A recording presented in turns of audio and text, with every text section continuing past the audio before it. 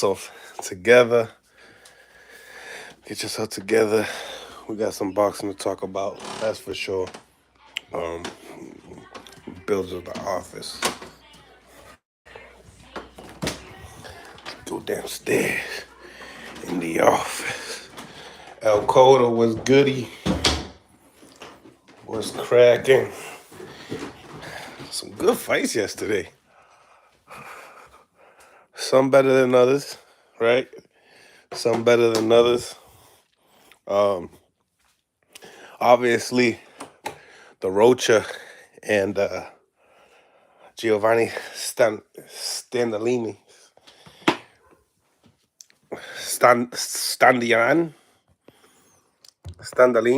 Stantillan, right? Giovanni Stantillan. Well, I'll tell you, man. Just like I told y'all to bet with me. Plus 400 looked real good against Giovanni Santillán. I did not bet the 1200 for the KO. I wish I did. A lot of people got paid. Happy that I was able to help a couple of my subscribers get paid too. I think it was like 3 of y'all, right? Hooked you guys up with that parlay. But this session right here, we're going to be talking about, the welterweight division and the junior welterweight division. We got to talk about some of the fights that happened yesterday, break them down. Let me know what y'all thoughts are. Chop it up with my team. Everyone on the chat, make sure you guys smash the like button. And yeah, we're going to get right into it. So we can go right into Australia, right? Jack Catterall versus, Jorge Linares. Up in Australia, Jorge Linares has a big audience. He's like 3-0 over there. Now he's 3-1. Jorge Linares decided that he wanted to fight at 140 pounds for the first time against Jack Catterall, going up to Australia. He's full of life. Georgia's full of life. I love him as a person. I think he's around like 38 years old now. A legend in the sport, four-division champion. I mean, Jorge Linares has done exactly what he needed to do in the sport. Now, I don't know if he needs, more money to stay into the sport. I know he's living in Miami now, chopping it up with Jorge. He's full of light. Key thing is if you guys looked at our interview, me and Jorge were talking about, him coaching. And look what happened yesterday. After the fight, he decided that if he did lose, which he did lose, to Jack Catterall, he would be coaching. And he said it on, Mill City Boxing here.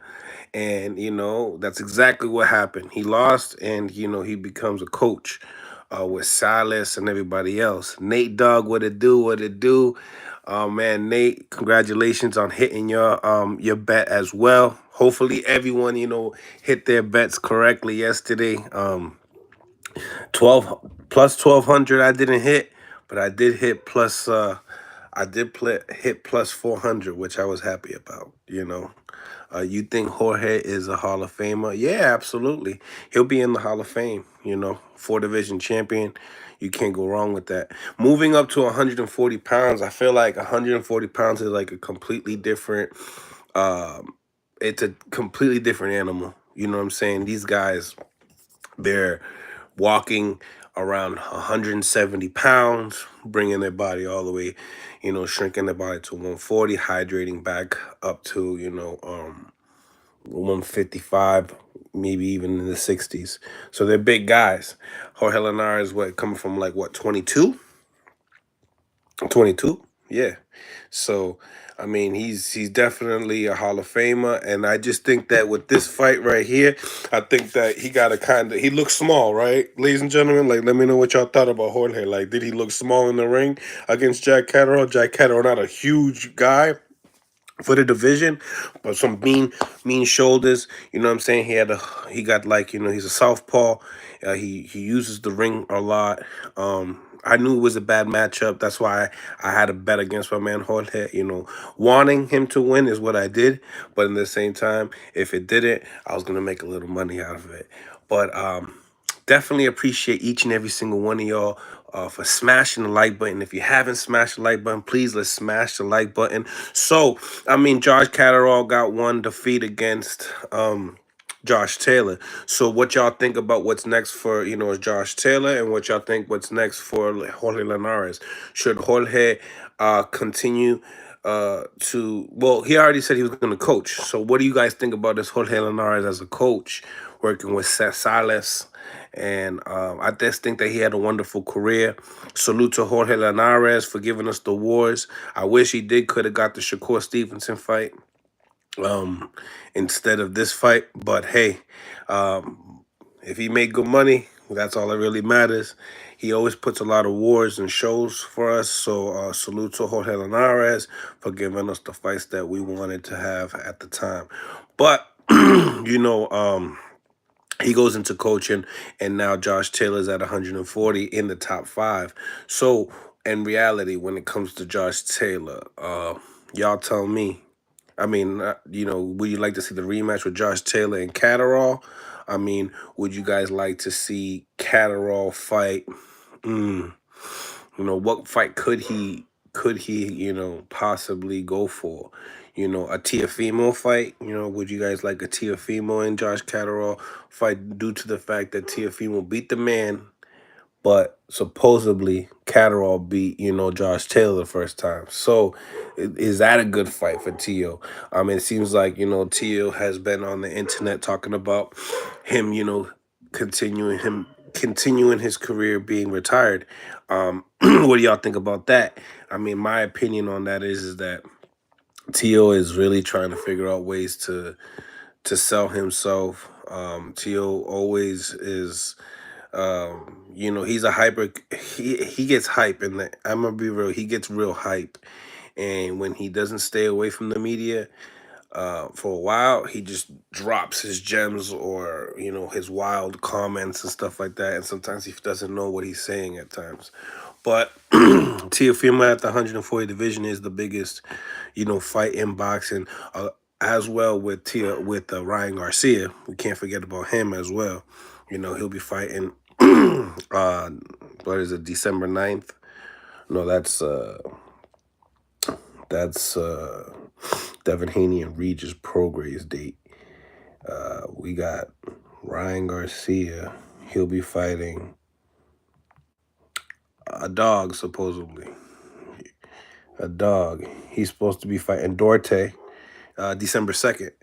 So, that fight right there, with the 140 division, now you got Ryan that moved up, you got Haney that moved up, Teal was the first to move up. It's a good division. I think it's a real smacking division. Catterall Teal is a great fight. 100, yeah, it's a good fight. I think that Teal does well with southpaws. I think that it's a good fight to continue to, hold your WBO title, but in the same time get some notable names while you're there. Don't fight just a nobody. You know what I'm saying? And wait for some of these guys to clear up the division. Wait for some of these guys to get a belt like they say they're gonna get a belt. What y'all think about Devin Haney and Regis Prograis? Because I think that in that fight, exactly, Brandon Gibson, Tio is a southpaw killer. That is for sure. So that how would that look? Catterall getting knocked out by Teofimo Lopez. You know what I'm saying? Arguably, he's basically still undefeated, but I think that's a good fight. I think that's a real good fight. Now, what do you think about, the Devin Haney and Regis Prograis fight? Like, I'm cool with Regis. I want him to win. I think it's a hard task. I think it's easier to box 12 rounds with your outside foot, being as athletic and as young as Devin Haney is. I think he'll be all right. I think he'll be all right for 12 rounds versus banking on a Regis Prograis puncher's chance type of a deal. I think we would have to lean towards Devin in that fight. I think Devin's a great fighter. When people be like, "Oh, you a Devin Haney hater?" No, it's not that I'm a hater. It's just that I think that there's guys in his division that could beat him. I think that Tank Davis could beat him, and I think Shakur Stevenson can beat him. That's just my opinion.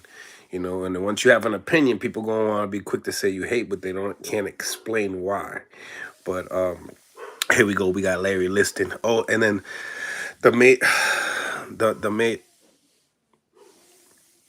The Matrix, Dan Jonas versus Keith Thurman in the same date. So that hasn't even been official yet. Just to keep you guys updated, I wanted to keep you guys updated on what's going on. If y'all seen the thumbnail, it's about the welterweight division and the 140 division.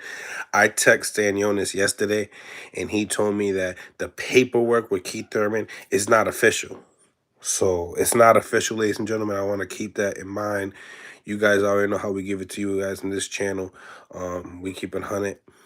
We talk to the fighters specifically or their managers or coaches, and we give you guys the feedback. But Stan Jonas and Keith Thurman is not official yet. Do I want it to be official? Hell yeah. Do I think it's a great fight? Hell yeah. But we see a lot of these flyers and stuff like that, and y'all, I just don't want y'all thinking that this fight's gonna be happening, get excited, and it doesn't happen. You know what I'm saying? So Keith Thurman and Stan Jonas, that's not official yet. I talked to Stan Jonas 2 days ago. I think Regis will stop Devin. That's a possibility. I feel like that's the only way that Regis could really beat Devin, or you're going to have to drop him at least 2 to 3 times. My opinion. Larry Liston Mills' prediction that Thurman versus Stan Jonas was going to be made. Have you heard anything about Boots' next fight? Boots' next fight, all I'm going to tell you with this is, and with the Mills' prediction that Thurman versus Stan Jonas was going to be made, well, like I said, you see how everybody was throwing it out there? And then in the same time, I'm letting you guys know exactly what Stan Jonas said. It's still a possibility, but we have to keep it 100.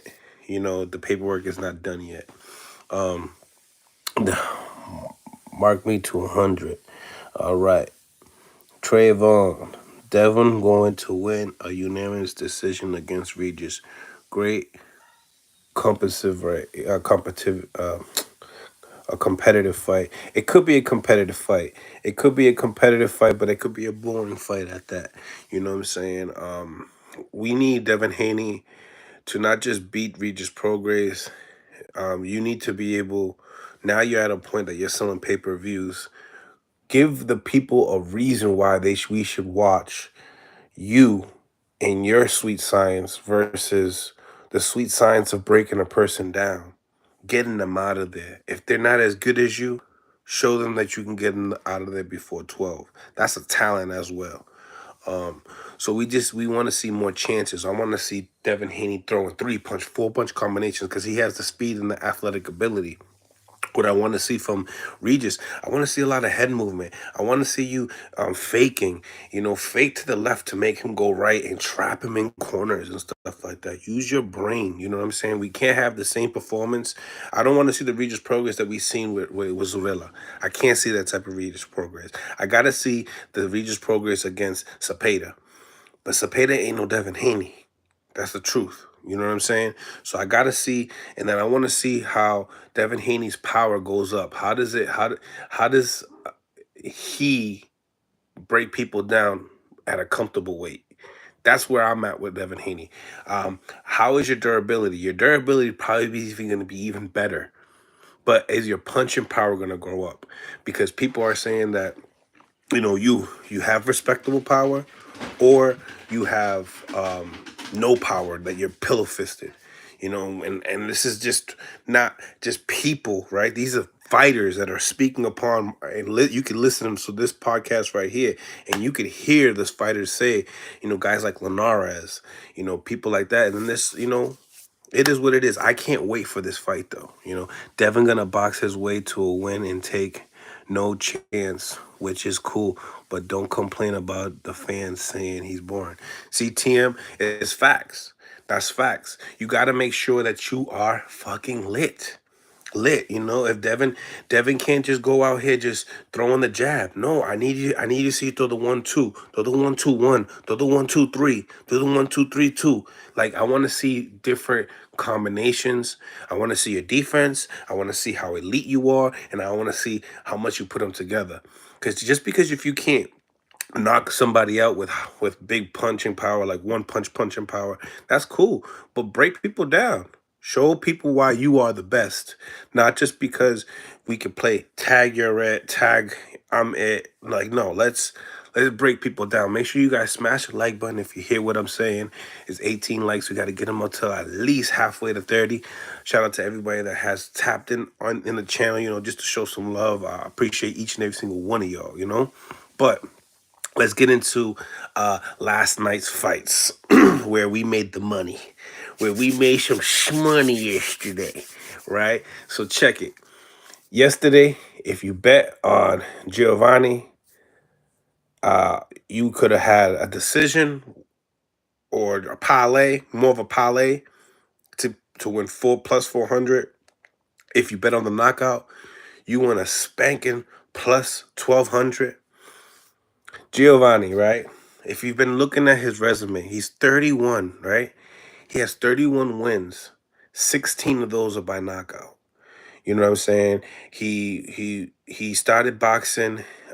He got recognized very late in his career. Top Rank signed him probably like a couple years ago. And let me pull up Giovanni's box rack right here to give you guys an example to break down who this gentleman really is. So on Boxwick, they got him as the number 4 welterweight in the world. This is BoxRec, you know. So he has a 53.13 KO ratio, you know. El Gallo de Oro, which is like the rooster, the golden rooster. That's his nickname, his alias. And he's 31 years old.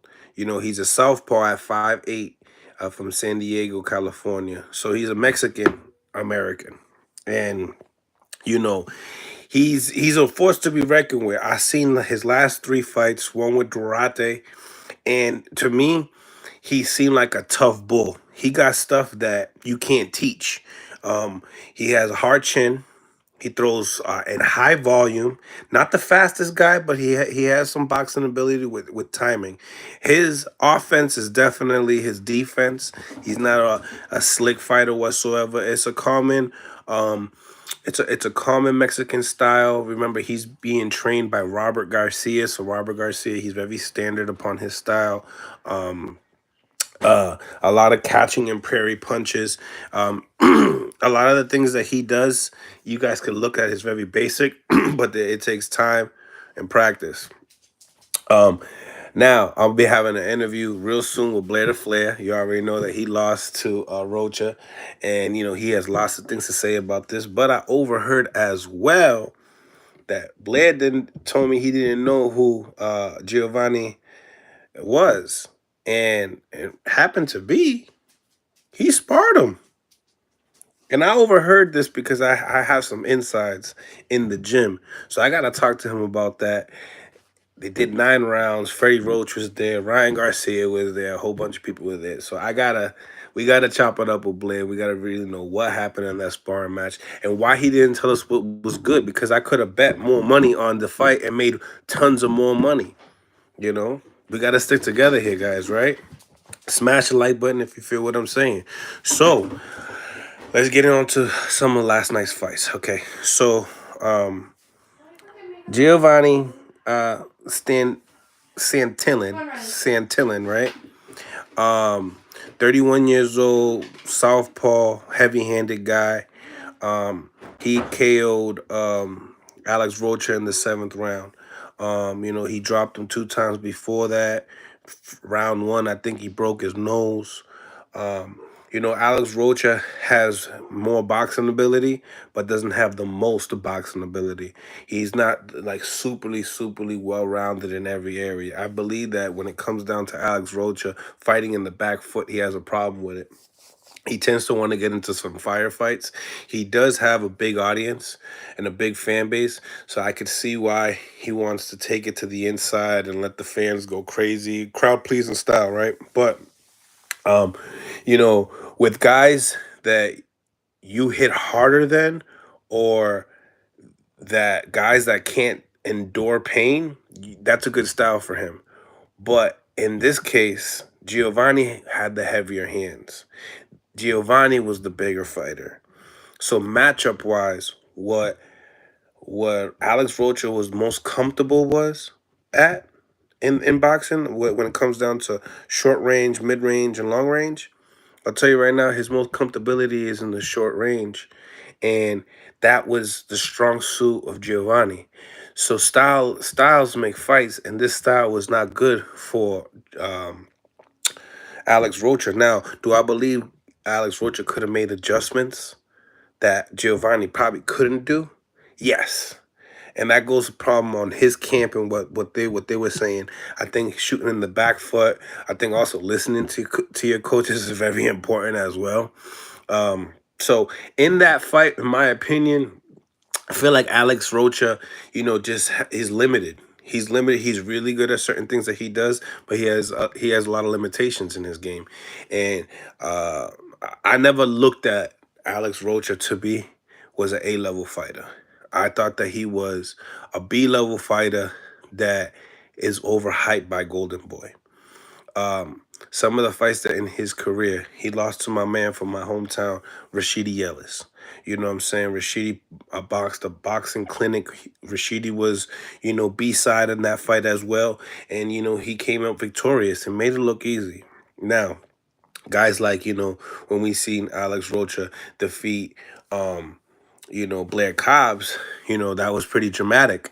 But Blair has a thing of saying that he wasn't prepared for the fight, whatever the case may be. But we'll get all into that. You know what I'm saying? But nevertheless, we're gonna get some of these comments here. Larry, listen, exactly. Teach. He tried to bully Giovanni. Bad move. He really thought that he could trade with Stanley. Robert done great work with Stanley, and Stanley got signed probably like 2-3 years ago, and he's 31 years old. So he was a guy that was fighting in a lot of club shows. He has 31 fights. So, a hidden gem, but a new name. That's why I always say in boxing, there's always gonna be a new name. A new name. A new name. I seen this guy, like I said, three fights ago. I was impressed on his last fight. There's a lot of things that when it comes down to him, you just can't teach. You can't teach chin, you can't teach heart, and you can't teach how far your gas tank goes. Giovanni's gas tank is amazing. He has an amazing gas tank at that, with some heavy hands, and he's southpaw. So not the biggest welterweight, standing at 5'8", with a 73-inch wingspan. I mean, he's good. Now, can he fuck with Boots and Crawford? He ain't that good. I mean, you good, but you ain't that good. Slow your roll here, Boots with Stanleyans, it would be bad. It would be murder. I think he's more on the level. Like, I think he could probably get rid of Villa, but to beat Boots, nah, Stanley, I can't see it. I can't see it. A Crawford, they definitely have the making of stopping him both of them stopping Giovanni Stanley. But that's just my opinion. I just think that he's good for the sport, a tough dude. We need to see more tough guys. That's why when we look at the Mexican fan base, you gotta salute them. They don't when they try to go reach for greatness, they don't pull a Jamel Charlo and say, well, I'm just gonna survive. Nah, we got guys like Roberto Durant, started at 26, fought Marvin Hagler at 54, and went 12 with him. Stop playing me. Stop playing me. We talking about real heart. You know what I'm saying? And these guys like Giovanni Stantillan, that's what that is. He understood that, you know, when it came down to boxing, Alex Rocha was the better boxer, but he said, I'm gonna manhandle him. I'm going to pause. I'm going to disrupt them with my body language, with, lots of combinations and blows, and just the gas tank reminded me of a slower David Benavidez, but with instead of David having the fast hands, because he's not known as a heavy puncher, this guy right here is more of a heavier puncher. Kind of reminds me of Subriel Matias, but not as much punch volume as Subriel, and Subriel is more sharper as well. He's a sharper fighter as well. Um, he whipped Rocha through roughly. Ooh, pause. Larry Lopez, pause. But yeah, facts, it happened. I saw better boxing from Stadium last night, better than Rocha. Yeah, I mean, there was, but there was times that Rocha would throw some mean combinations, and uppercuts right down the pipe, but it just shown the dog in Stanley Giovanni that those punches are not going to disrupt me. Um, and his punch volume is up. He landed a higher percentage. I loved his punch placement in the body. I think that was underrated as well. His punch placement was really key. Make sure you guys smash the like button as well before leaving or arriving. But yeah, he has boxing ability, but it's limited. It's limited. His footwork, I don't like. I don't like his footwork. I think that he needs to work on that a little bit more. And I love his tight guard. Uh, I think that he keeps it tight. But there's a lot of when we talk about the elite welterweights, guys like Boots and Crawford, they're gonna break that guard. They're gonna break that guard. Now, what are you gonna do after? Because I guarantee you, they're throwing combinations right down the pipe, downstairs, stabbing you downstairs, coming back upstairs. So a welterweight, fight with him and the elites. But what's crazy is that he put himself into an eliminator for the WBO. So now, determining on what Crawford's gonna do with the belts, right? These fights are gonna, these belts are gonna go everywhere. Top Rank might got the WBO. You know what I'm saying? These belts are gonna be scattered. Now, the cool thing is that we had Oscar De La Hoya or Oscar De La Fishnet. I just think that Oscar, he's good for the sport as well. He's really good for the sport. I think that Oscar, letting this fight happen. I just think that he protected Rocha for such a long time that this fight happening, it's nice to see this type of characteristics from De La Hoya. Now, continue that same energy with Ryan Garcia and Jaime Munguia. And if you do that, then and get in that other kid too, the Floyd Schofield.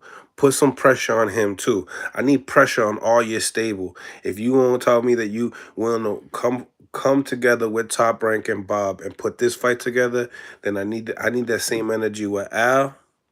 I need that same energy with Eddie. Squash the beef, and let's make these best fights happen. At the end of the day, let's make these fights happen. I enjoyed the fight. Do I think that he beat some of the? He could probably beat Rashidi. I could see Rashidi also boxing his ass off. They were talking about, how to Giovanni Stallion, right? Him and Mario Barrios. That's a good scrap stylistically.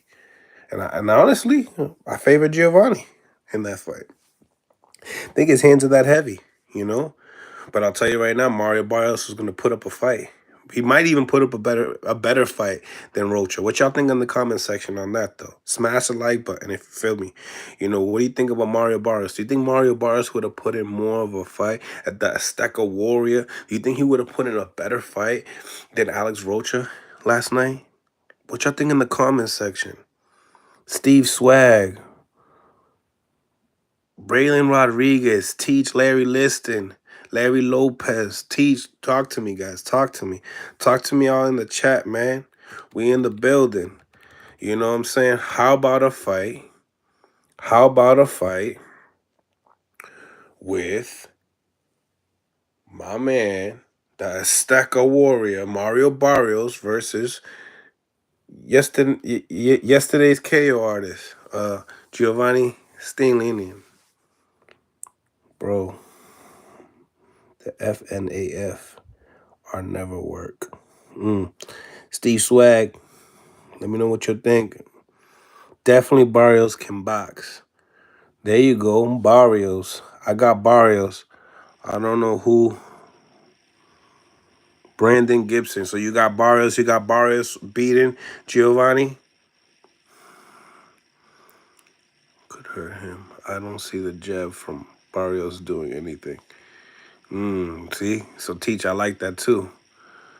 I don't know who the other guy is. Well, that's just the reason why, man. I was telling you guys about him throughout the week and last week to put your money on him so you guys could have made money just like I did this. I got Barrios. Okay. Larry Barrios looked good after being with Bob Santos, but he can't take those kind of shots. I see a Giovanni KOing Barrios. I see the same thing. I KO, and that would be bad.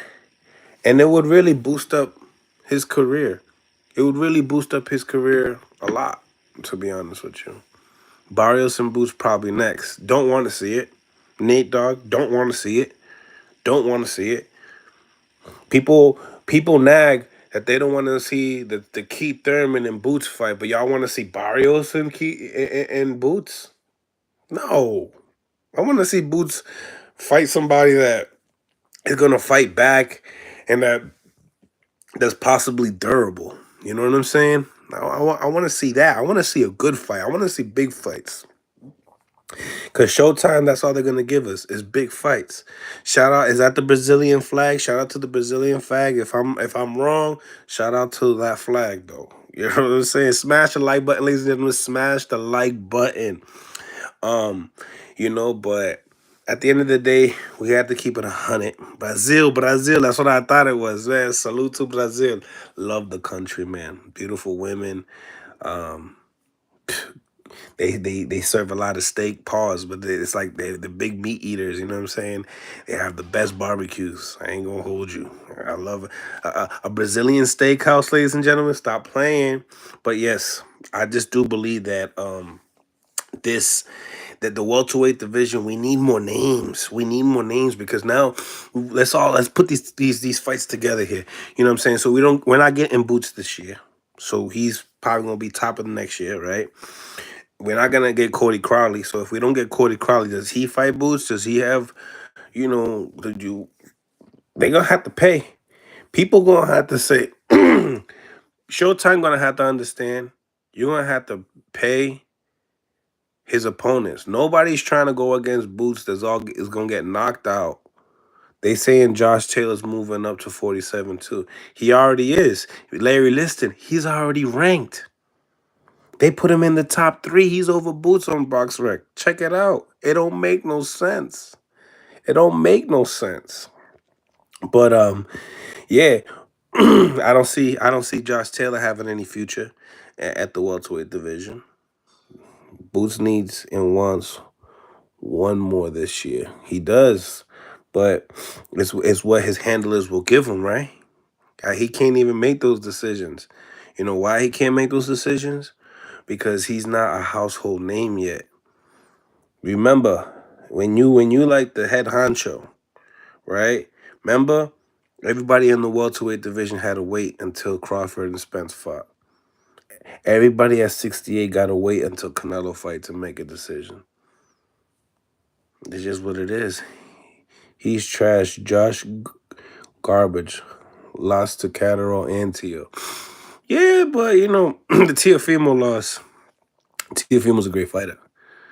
Hitchison should move up and try to take over the welterweight division. I don't see him getting a shot at 140. You know, with that statement, I can see, but he's entitled for a couple sanctioning bodies. He's entitled for a title eliminator.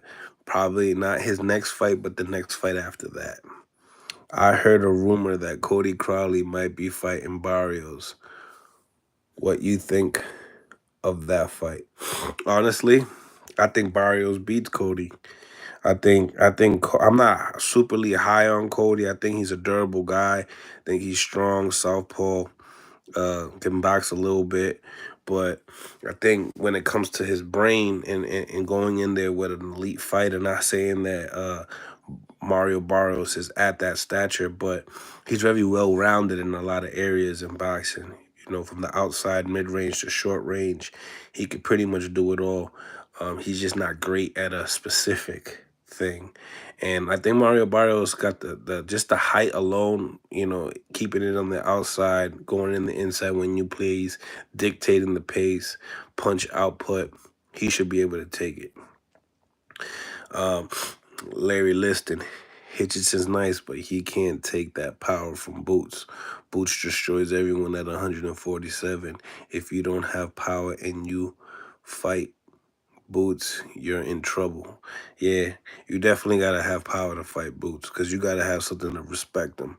You gotta have a shot that's like, ugh, that got you thinking like, oh, wait a minute.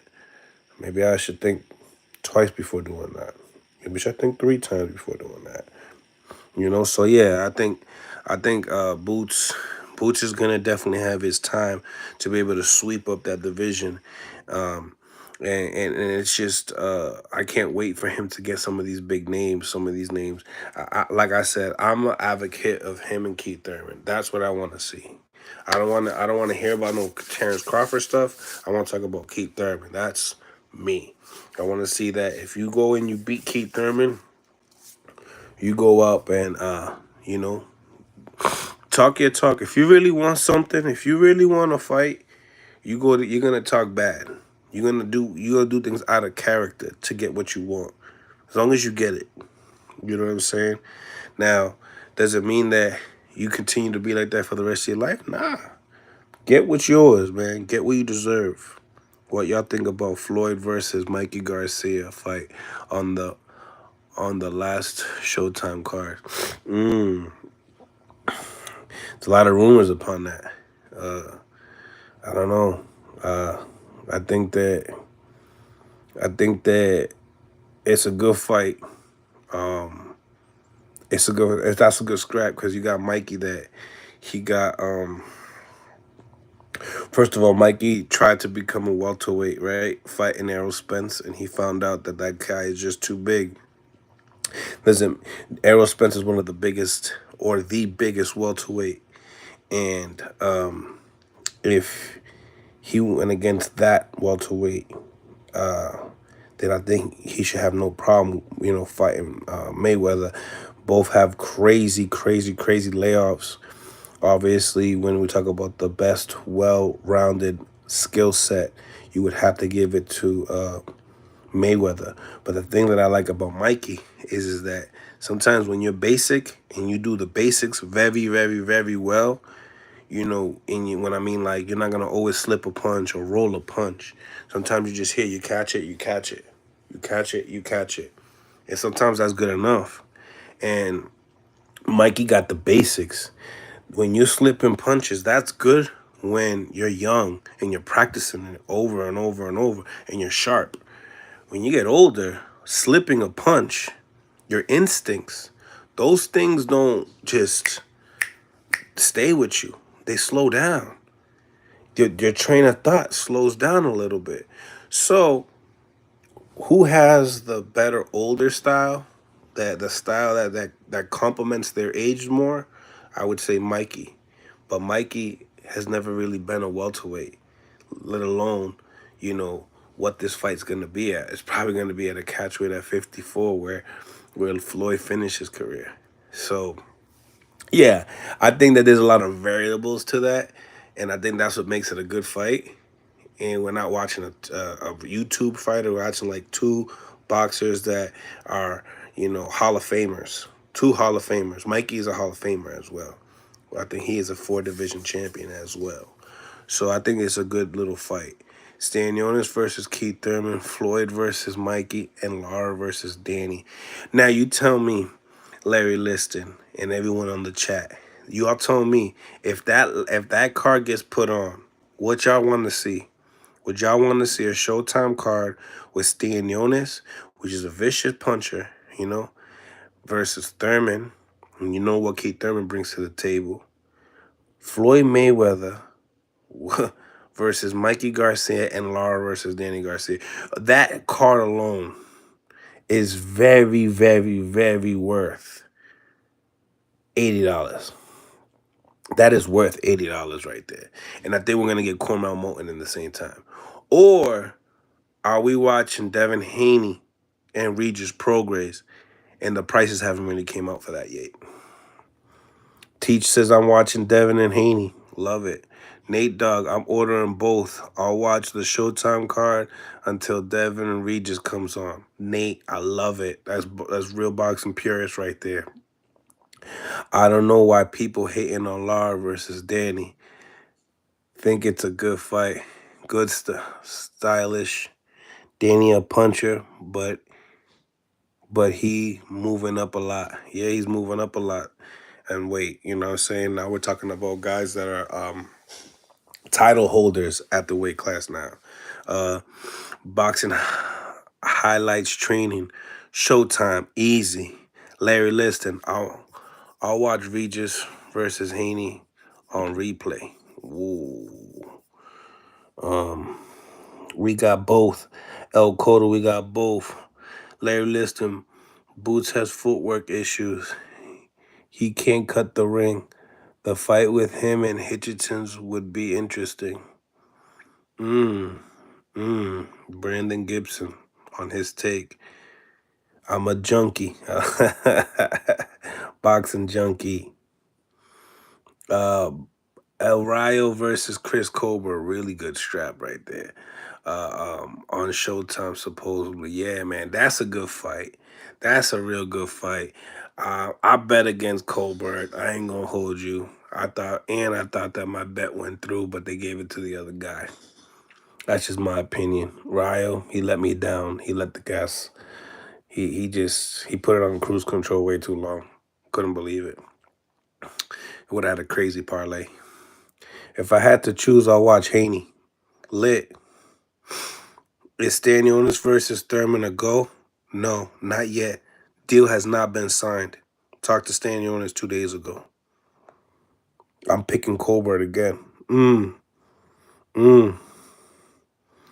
Thurman is going to sleep or survive on his bike. Now, I got Thurman winning that fight, honestly. I think his footwork is gonna give Stanionis issues. I think Stanionis' punch volume is gonna give fucking Thurman issues. I think who has the better boxing ability? Thurman. I think Thurman gets a decision. Nate Dogg, spell my name right. Ryo in the rematch. Yeah, you gotta give it to Ryo, man. I don't even think he playing around this time around either. That's a fact. Smash a like button. Smash it. Stanionis versus Thurman is a hard fight to pick.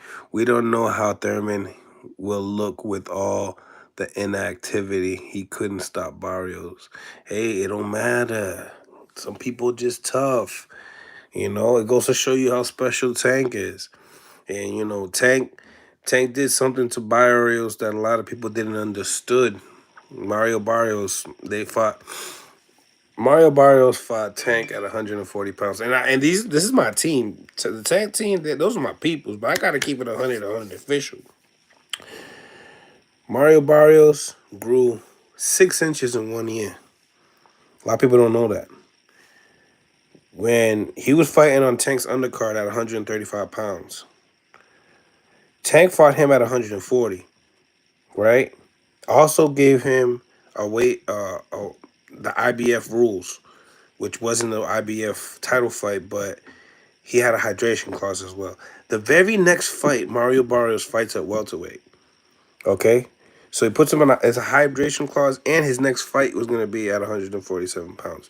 So you already knew that he couldn't hydrate to himself. So he's not going to be very similar to what people think about Spence and Crawford. Spence couldn't do that. But now, do I think that regardless of the fact, Barrios looked good in there. So I can't complain. Tank did something special that night. And you just gotta just understand that his punch placement and the way he throws his punches is unreal. So not put what I'm long story short, don't judge Barrios off of Tank Davis. Judge Tank Davis who Tank Davis is, and Barrios how Barrios is. Barrios hasn't gotten stopped. Only time he got stopped was by Tank. Tank is Tank. Leave Tank and Wilder alone. Leave them over there with Perturbia and them. Leave them leave them those over there. You feel me? Um Hydration clause for that fight. Yep, Larry, listen, I understand. I heard it. I heard it. I heard it. I heard it. El Coto, I heard it. But you gotta give love to both fighters. You know what I'm saying? And then, look at the combat that, Mario Barrios comes into and stuff like that. Big, good performance with, Keith Thurman. Didn't win a lot of rounds, but you was in there with a former champion. Ugas, one of the best performances of his career. So I like I just don't think that these guys have earned a Terrence Crawford fight. In my opinion, they haven't. You know, do I want to see Boots fight them? No, I really don't. But because I do want to, like I said, I want to see Boots fight Thurman. If Boots can't get his shot at 147, put himself in position so he can get a title eliminator and a title shot and then, get it. But if you can go up to 54 and get a fight and do something at 54, do it. This is your career. If you believe in yourself, do it. Show that you're the best. And with 31 fights, you have passed the eye test, but you have not passed the resume test. And that's what we need. We need it as fans. And you not just us. You need it. You need it. When you hang up the gloves and you look at BoxRec and you like, yeah, I took all these champions down. That's a different type of feeling. That's a different type of great. You know what I'm saying? Do what you gotta do. You know? Do what you gotta do. That's all I'm saying. Smash the like button, ladies and gentlemen. Smash the like button. We here. Um, so, I think Keith beats Stanionis by outboxing him. I do too. I do too. Teach. I don't see. Remember, I'm cool with Stanionis, but in the same time, I'm a fan of boxing. I see it through a different type of lens. And I just want to talk and chop it up with people that know boxing themselves. Keith Thurman beats Stanionis. He do. He do. You know? So that's just what that is. You know what I'm saying? I want to see the best fights. You know what I'm saying? Beavers and Ducks. Poo Poo 77. Smash the like button, ladies and gentlemen. Smash the like button. So when we come out, right, and we talk about, Terrence Crawford and say if Terrence Crawford stays at 47. It's gonna be interesting, right? It's gonna be interesting because listening to interviews with you know, Espinosa talking about the Showtime, only doing big fights from now on. And, I just think that Millie Boxing, no joke, you look smack. I don't know. But my thing is like, check it out. When we talk about Boots Ennis, right? And we talk about Showtime, he's a Showtime fighter. So what's gonna happen with the Showtime fighters now? I also heard, right? And when I talk about heard, when I say heard, it's like reliable sources when I say it's heard, right? And I heard that Espinosa had a vacation to Philadelphia. and set a meeting up with Boots. You know, that's why I know that he ain't fighting this year. But in the same time, who have they been discussing? Who have they been talking about matching up with? You know, how many times a year? You only fought 2 times a year, you know? So there's one thing. You're fighting 2 times a year, but you're not fighting no names. We need you to fight a name and fight 2 times a year, or you're gonna have to fight at least 3 times a year and build, build your resume. I like it. Look, Boots versus Ellis. Boom. Fight him. You guys built a little beef. It was organically. You guys did it. You guys have the content. Build off of that. I'll do it. And I got interviews of Ellis talking about Boots. We got Boots talking about Ellis. We got all that. I think Boots wins. I'm a Massachusetts boy. I love Ellis. It's my guy. But Boots is different.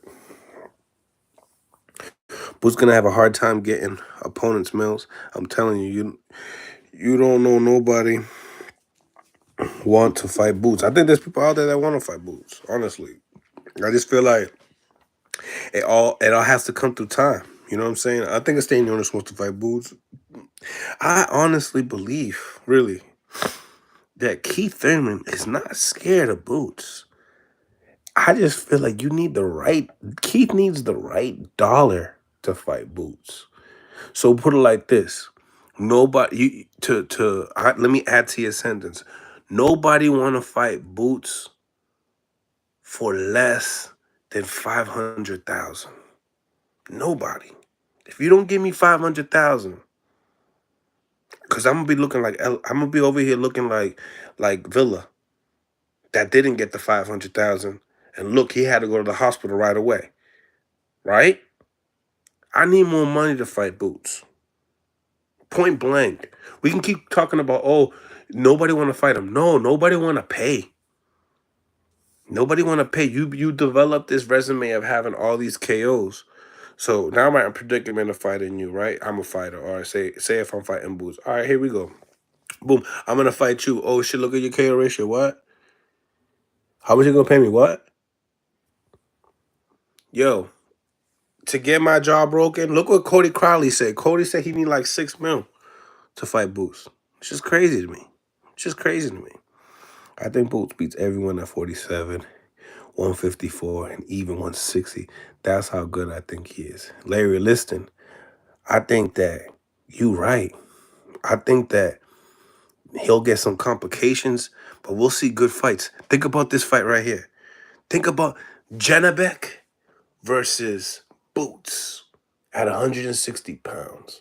Title shot. Fire. Fire. That's a fire fight. Tell me that's not a fire fight. Boots and Keith Thurman, 50-50 to me, too. Boots has never been in the ring with a boxer like Keith. 100%. Not live. Not with 30,000 people. Not with 20,000 people.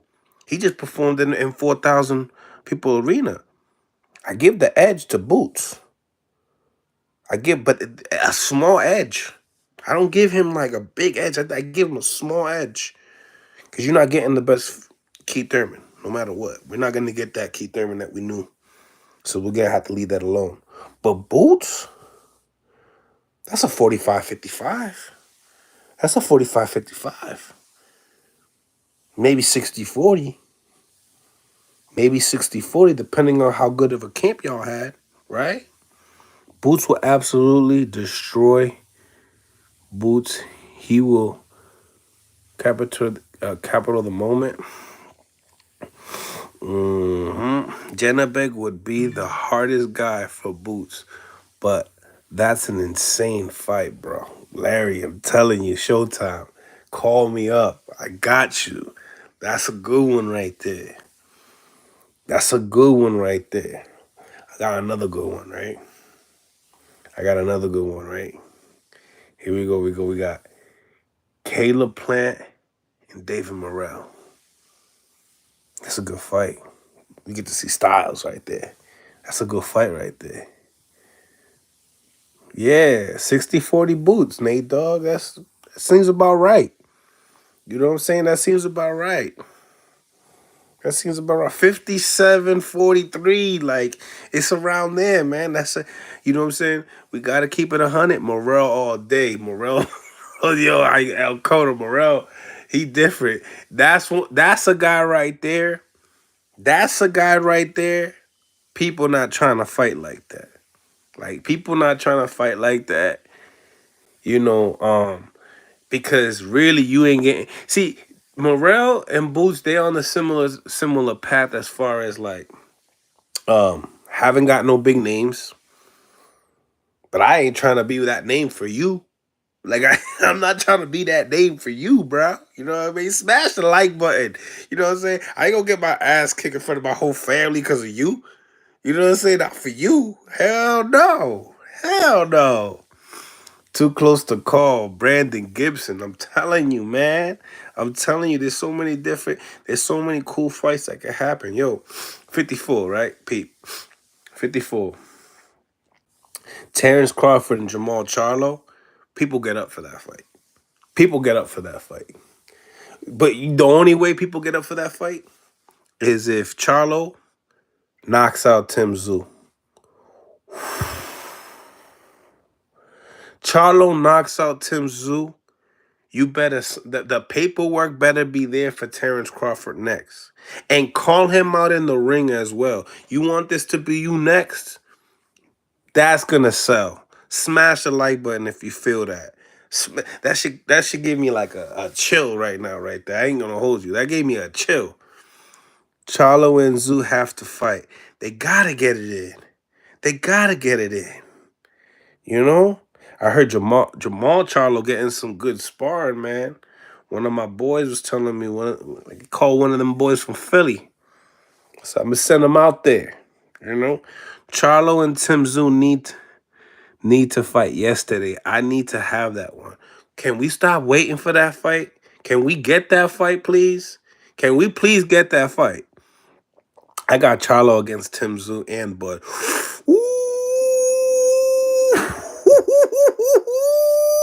El Coro, te pasaste. You went crazy on that one. Check it. I got Charlo beating Tim. I don't even know how it's going to happen. I think he could get Tim out of there. But Tim has been showing that he got like a rough neck, man. Tough neck, pause. But he got something going on. He's strong dude, you know? What's going on? What's going on, chat? Smash the like button, ladies and gentlemen. Smash the like button. Let's get it up to 40 and 50 up in here. You know? We building. I think Charlo could beat Tim Tszyu. I don't know about Bud. I think Bud and Charlo is the most 50-50. That's the most 50-50. I got Charlo with the power and Bud with the speed and power and IQ, and I got Bud in that fight. Let me be honest with you. I got Bud beating Jamel Charlo for sure. And I know for a fact Bud will stop Tim Tszyu. I think Charlo will beat both of them too, Nate. There you go. I like that we got Lions only up in here a little bit too. Smash a like button though. Smash a like. A lot of people thought Karen Run versus Boots, but he was slipping Boots' punches and countering when he found an opening. Keith would expose him a little more. Yeah, I agree with you with the Karen fight. Like a lot of people be like, "Oh, you running, and you trying to survive." Like, yeah, there is trying to survive there, but there's a lot of boxing ability that was presented in that fight that I seen that Karen possessed and put Boots in a situation that was like, well, nobody knew about you, but you out here, giving me the work too. You out here making me look nice. Charlo not gonna be the same coming down in weight. Let's see. Let's see. I mean, hopefully that's not the problem. Hopefully it didn't seem like, to be honest with you, Brandon Gibson, it just didn't seem to me that he really had that big training camp that got him ready for the 168 division.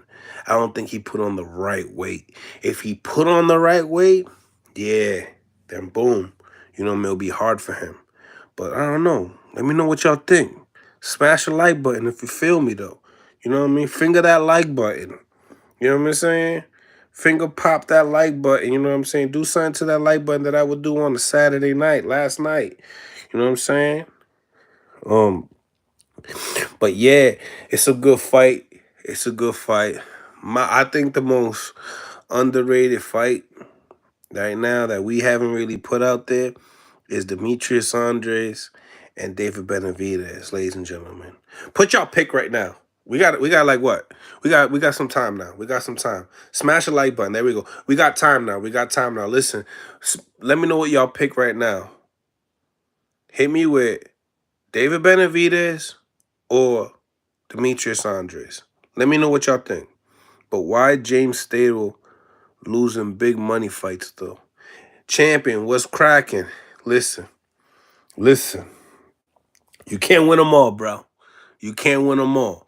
David or Andre in the comment section. David or Andre in the comment section. And put a couple more likes up there too for me if you can.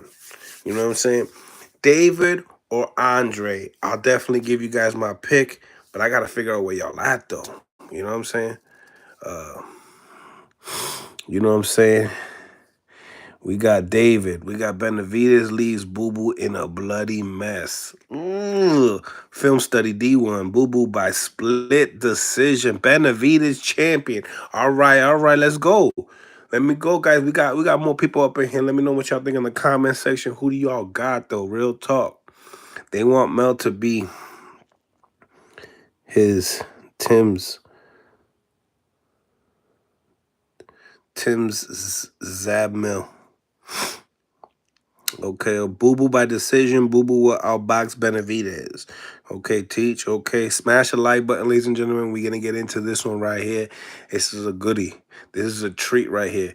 When we talk about the end of the year specials, when we talk about some of the best fights that would be happening this year, right?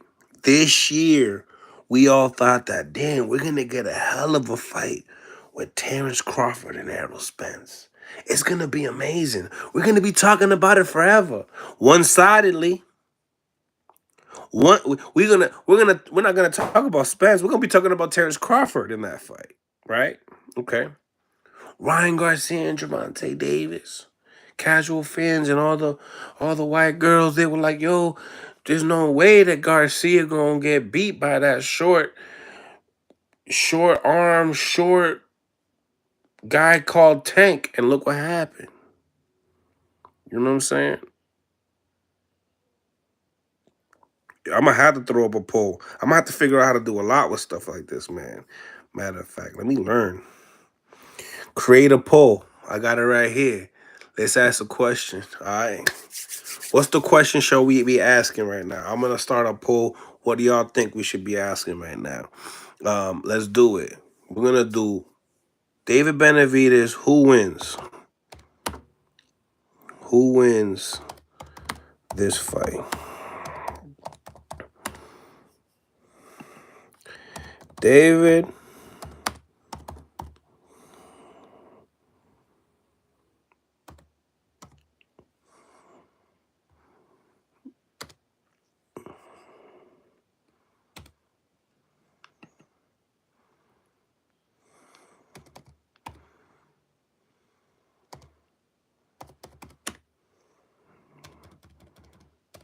Andre. Yeah, come on.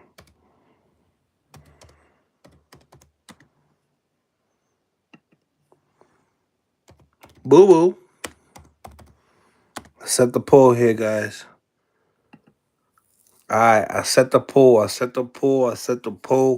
Let me know what y'all think. Let's see who wins this. Vote starts now. Okay? Vote starts now. Throw up a poll. AJ, I appreciate you, man. Or AI, I appreciate you. That was an amazing, that was great. Now, what I want to know is, how do we know how good the poll's doing? Because I got 6. Wait a minute. All right, so if I go right here, or if I go right here, matter of fact, No. How's the poll doing? David Benavidez or Demetrius Boo Boo Andres? This fight's a goodie. What y'all think about this fight? Okay, so we got it here. We got the poll.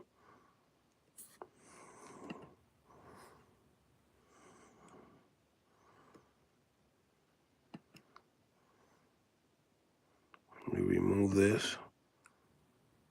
All right, so here we got. Let's get these votes up here. Let's get these votes up. We got David Benavidez at 57%.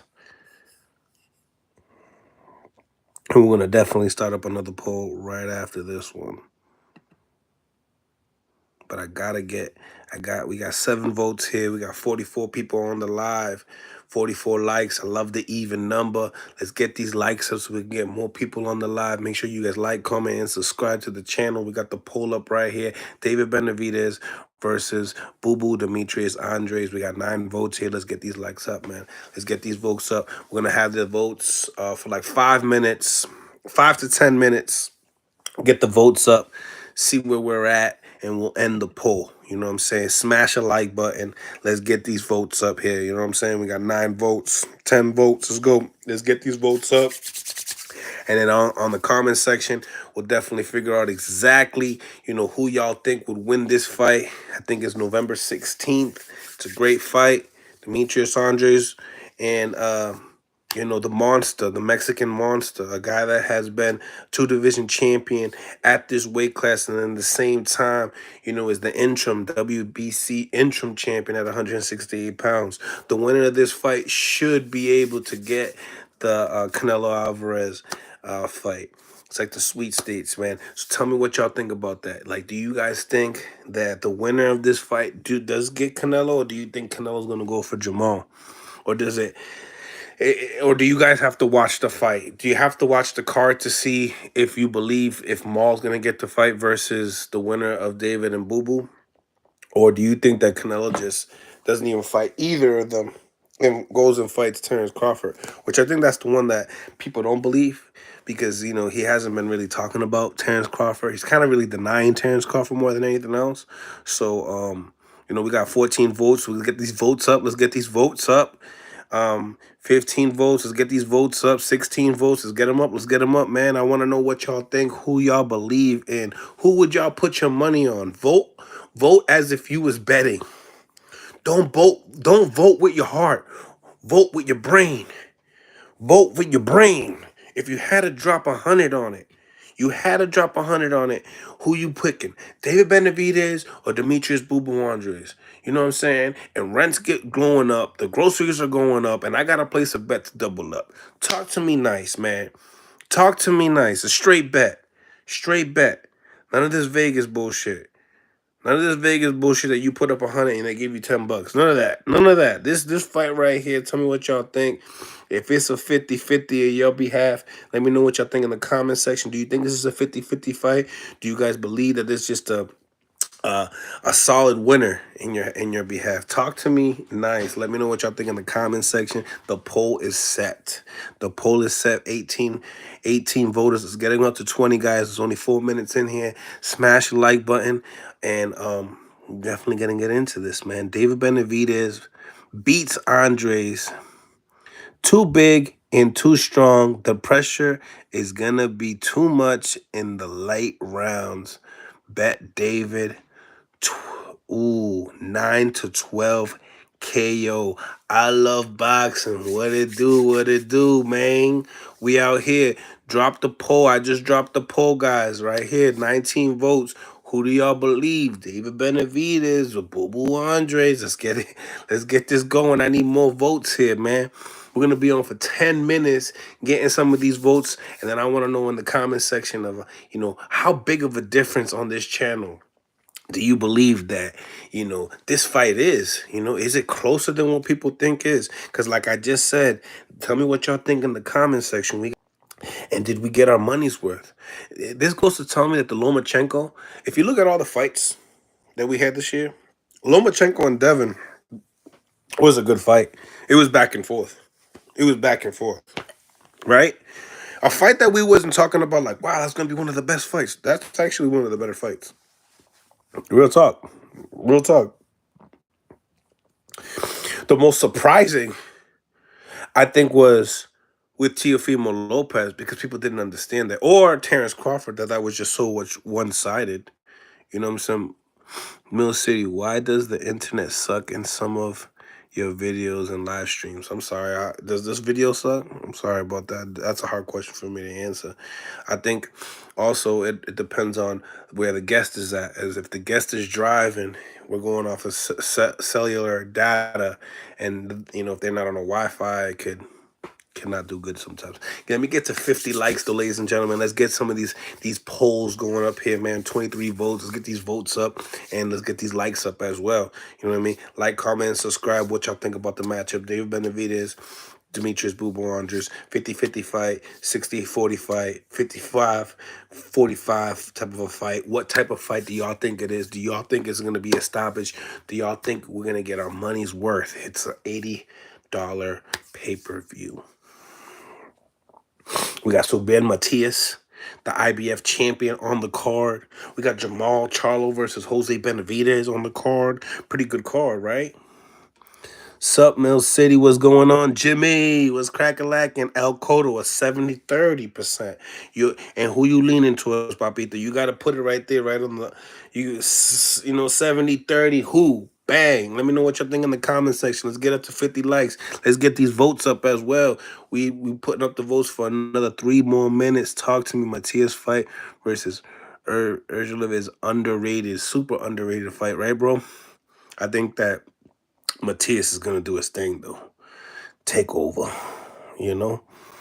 He's gonna take Mateo. Got the takeover. Lomachenko's left hand are not Regis's left hand.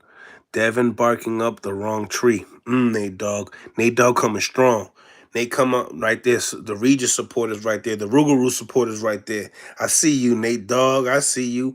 There you go. Smash the like button, ladies and gentlemen. We getting here. We're getting here. Votes are coming out. We got 8 minutes, 2 more minutes for voters to come in. We got 28 votes. Let's get these votes up. I want to know why. I want to know why, man. I want to know why. I want to know why my peoples believe what they believe in this fight. You know what I'm saying? I needs to know. This is a good fight. Some people are saying it's not a good fight. A lot of people are saying this is not a good fight. A lot of people are saying this is a one-sided fight. Then I have a lot of friends that are friends with Victor Conti. I'm gonna tell you something. The dude's looking big. Pause. He's looking real big. Pause, but he's looking big though. Okay. One of the best unbiased boxing channels. Keep doing your thing, G. GQ Kev, man, I appreciate the $10, man. The first super chat of the day. I really appreciate it, man. I love talking boxing with y'all. HLD in the building. What's cracking, brother? What's good in the hood? Man, last night fights, bro. Last night fights. Mills, Plant better than Boo Boo. And look what he did to Plant. Mmm. The poll is David Benavidez versus Demetrius Andres. Come on, guys. We almost at 30. 30 of them here. We're almost at 30. And the percentage is looking crazy. It's looking crazy. But GQ Kev, man, I appreciate you, man, for the $10. I really appreciate it. And yeah, unbiased is the only way we got to do it, man. Because if you don't have no integrity, you got no your own thought. What do you believe in? Do your eyes mean some shit, Okay, here we go. Here we go with people talking. People talking. Check Santillán's gloves. Rocha's face started leaking in the very first round. Man, when you get punched in the nose out there, have you ever got punched in the nose? And some people are leakers. Pause. Some people are bleeders. You know what I'm saying? It's like you're shorty, right? She be like, I got my period. Some girls get periods that go crazy. Some are just like, oh, a little spotty with it there, you know what I'm saying? Like, trust me. Trust me. The likes. We got to get the likes up. and we got to get the poll more smacking. What we waiting for, ladies and gentlemen? Like what? 100? What should we wait for? 100 votes? Is 100 too much? Talk to me. When should we really start cooking upon this matchup with Demetrius Andrade and David Benavidez? Let me know, because the percentages right here are looking kind of wild right now. Y'all got Boo Boo winning only 32%. 32%. God damn, my channel knows what they talking about.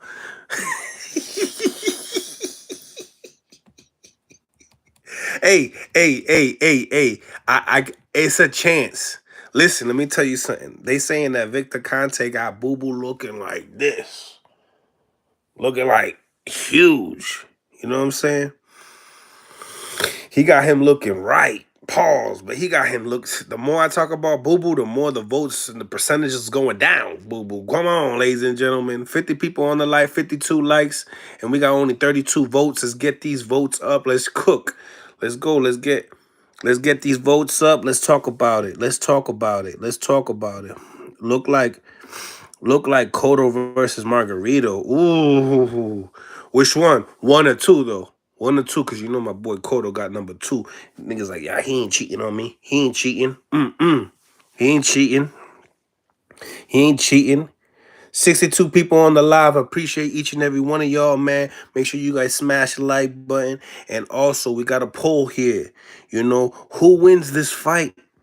David Benavidez versus Boo Boo Andres. And right now at the poll, we got 34 people voted, and we have a solid 71% of y'all said that David Benavidez beats Boo Boo Andres. I got Boo Boo throwing in a monkey wrench. HLD. So when you saying you got Benavidez throwing the monkey wrench, is that saying that he got that specific tool that he's throwing that is just working all night? Could be possibly the jab to the body, to the solar plex, to the face, to the chin, to the chest. What we talking about when we talk about monkey wrench, papito? Háblame claro. Háblame claro. Talk to me nice. Talk to me nice. The poll is getting better. I like it when the polls are close, because then we got the, but you vote for who y'all believe, like, at the end of the day. Fuck what I'm saying. Fuck what I'm saying. All right, did I end the poll? No, not yet. So we'll drop this poll for another, I say another 20. I got Edwin throwing in a monkey wrench. Huepate. So we gonna get into all this, and then we're also gonna get into some of the lives. I mean, some of the posts that I threw out for some of the interviews. I think that some of them were kind of intriguing, especially the Richardson Hitchens interview of him sparring Edwin De Los Santos. And obviously, he sparred tons of rounds with Shakur. What y'all think about that interview that I did with Richardson Hitchens and his belief on that specific subject of on saying that Shakur and Edwin De Los Santos is a 50-50 fight? What y'all think of that? Nah, that Boo Boo is coming out with the win, and Canelo versus Benavidez up in smokes. Oof. Oh, man. Oh, man. Oh, man. Oh, man, not again. Not again, not again. So, we got Boo Boo Andres throwing the monkey wrench and being able. Well, that's probably one of the biggest upsets in boxing this year. I mean, in the last, I don't know, that would be the biggest upset in the last 5 years, don't you think? If Boo Boo beats Benavidez, would that be one of the biggest upsets of this year? Especially for the Mexicans. The Mexicans really want that fight as well. Best Mexican versus the best Mexican type of deal. All right, we got 15 minutes on the poll with 41 votes. That's not too shabby. I feel like we can get a little better than that. I think we could definitely get a little bit better than that. Make sure you guys smash the like button. Don't forget about me. Oh, please don't forget about me. So in this fight, HLD, all my people with the monkey wrench, tell me, what are the chances? What's your percentage? Are you going for Boo because you like him as an individual? Do you like him because he's Cape Verdean? You like his personality? Or do you really believe he got the boxing abilities and skills and size? Because we got to add size in here. Remember, David Benavidez is one of the biggest super middleweights in the division. Probably the biggest. So, if you're coming up into that weight class and entering it, size advantage, when we look at it, yeah, if you look at them head, eye for eye, height, they got the height. But height don't win boxing matches, and height don't determine if you're a bigger fighter or not. So with the height situation, they're pretty much close. I think I got David Benavidez with like a couple inches, pause. But in the same time, it's like we know that Demetrius Andres could do so much different things in the ring that that David Benavidez cannot do. But then also the punch volume, the punch output, the gas tank of David Benavidez. There's nothing like it. The battle of pressure, the battle of skills. Skills pay the bills. Who got the most skills in this fight? Answer me that question, ladies and gentlemen. Answer me who got the most skills. Who got the most skills in this fight? Blind Faith. I'm loving my channel right now. You guys are showing mad love. I love this. So, I'm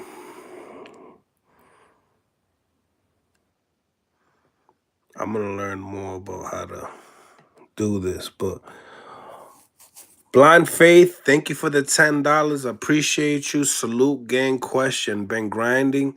Finally caught a live, fam. 100%. Andre finally gets a big shot. He won't waste the opportunity. Shakur about to shine. Matias versus Russell. Fire. Devin Haney versus Regis. Fire. Teal stops Ryan. Bad February. All right, Blind Faith. I see you. I see you, Blind Faith. Speak your mind. Speak your mind. Speak your mind. I love it. I love it. I like, touching back on what you were saying, Andre finally gets his big shot, and I feel like this is huge for him in his career because people gonna figure out if was he just all hype or was the hype real. Now, what type of performance does he have to show that, the hype is what it says it is? You know what I'm saying? Does he have to make it a competitive? All right, put it like this. Say he pulls a Caleb Plant, goes 12, and he wins half of the fight. What y'all think about that? What y'all think about a David Benavidez and Caleb Plant rematch too? Like, are these things that intrigue you at the 168 pounds? The 168-pound division is probably my second favorite division right now. Maybe second or third favorite division right now. Third, especially if all these guys from 60 move up, for that payday. But yeah, I definitely, Blind Faith, Teal definitely stops Ryan Garcia. Ryan Garcia got no goddamn chance. He hasn't shown no dog in him. Yeah, he showed a little dog with the fight that he had with this southpaw there from what is Australia there. I forget his name. It's been such a long time ago. Edwin Morris, pressure fighters are some of the easiest fighters to defend when you're a great boxer. Okay, so what are we saying? Are we saying that that Boo Boo Andres is a great boxer? Alaska Rambo, appreciate you. Luke Campbell, correct. So when he got dropped by Luke Campbell, you know what I'm saying? It was a weird type of a punch because he was stepping backwards, straight back at that. And It wasn't like he landed a flush shot. Like you can't even front. He landed a flush shot. It just that it was more like he was sitting back. You know, it was kind of like when Pacquiao got knocked down by no, when Pacquiao knocked down Thurman. Like Thurman was on back pedal. So flash knockdown. That's what I think. I didn't think he needed to show too much dog in that fight. You know, that's just my opinion. You know, I think Campbell was a good fighter, but these are guys that are moving up in the division. You know what I'm saying? A lot of these guys, like, you know, that's one thing that Ryan and Haney have in common. And Rolly, these three fighters have this in common. They're huge for the weight class. They're very huge for the weight class, so it puts them in a higher pedestal. So say you're a better boxer than me, but I'm huge and I'm a decent boxer, I'll probably beat you. And if I got A side on my side, yeah, we gonna do that. We definitely gonna do that. Mills Plant should fight the loser, and Canelo should fight the winner of David versus Boo Boo. I like that. I like that. I like that. Damn, I like that. I like that a lot. They should do that. I feel like November 16th is the tryouts. It's the Canelo Alvarez tryouts. If Jamal knocks out Jose Benavidez, he gets the shot. He gets the shot. He got the storyline. I'm back. I'm focused. I'm 100% because I knocked out Jose Benavidez, which I don't think that's the right, you know, opponent for you to say, you know. All the pressure is also on Benavidez. He needs to perform and make a statement to build up the Canelo fight. Boo Boo is chilling. Boo Boo is chilling. Let me tell you something. I think the pressure's on both of them. I'm going to be real with you. I feel like the pressure's on both of them. Yeah, Benavidez, if he loses, the reason why I agree to disagree, Benavidez is younger, right? So he got more of a career ahead of him. He take a L, he sit down, take a L. First of all, he's exciting. Boo Boo's not as exciting as David Benavidez.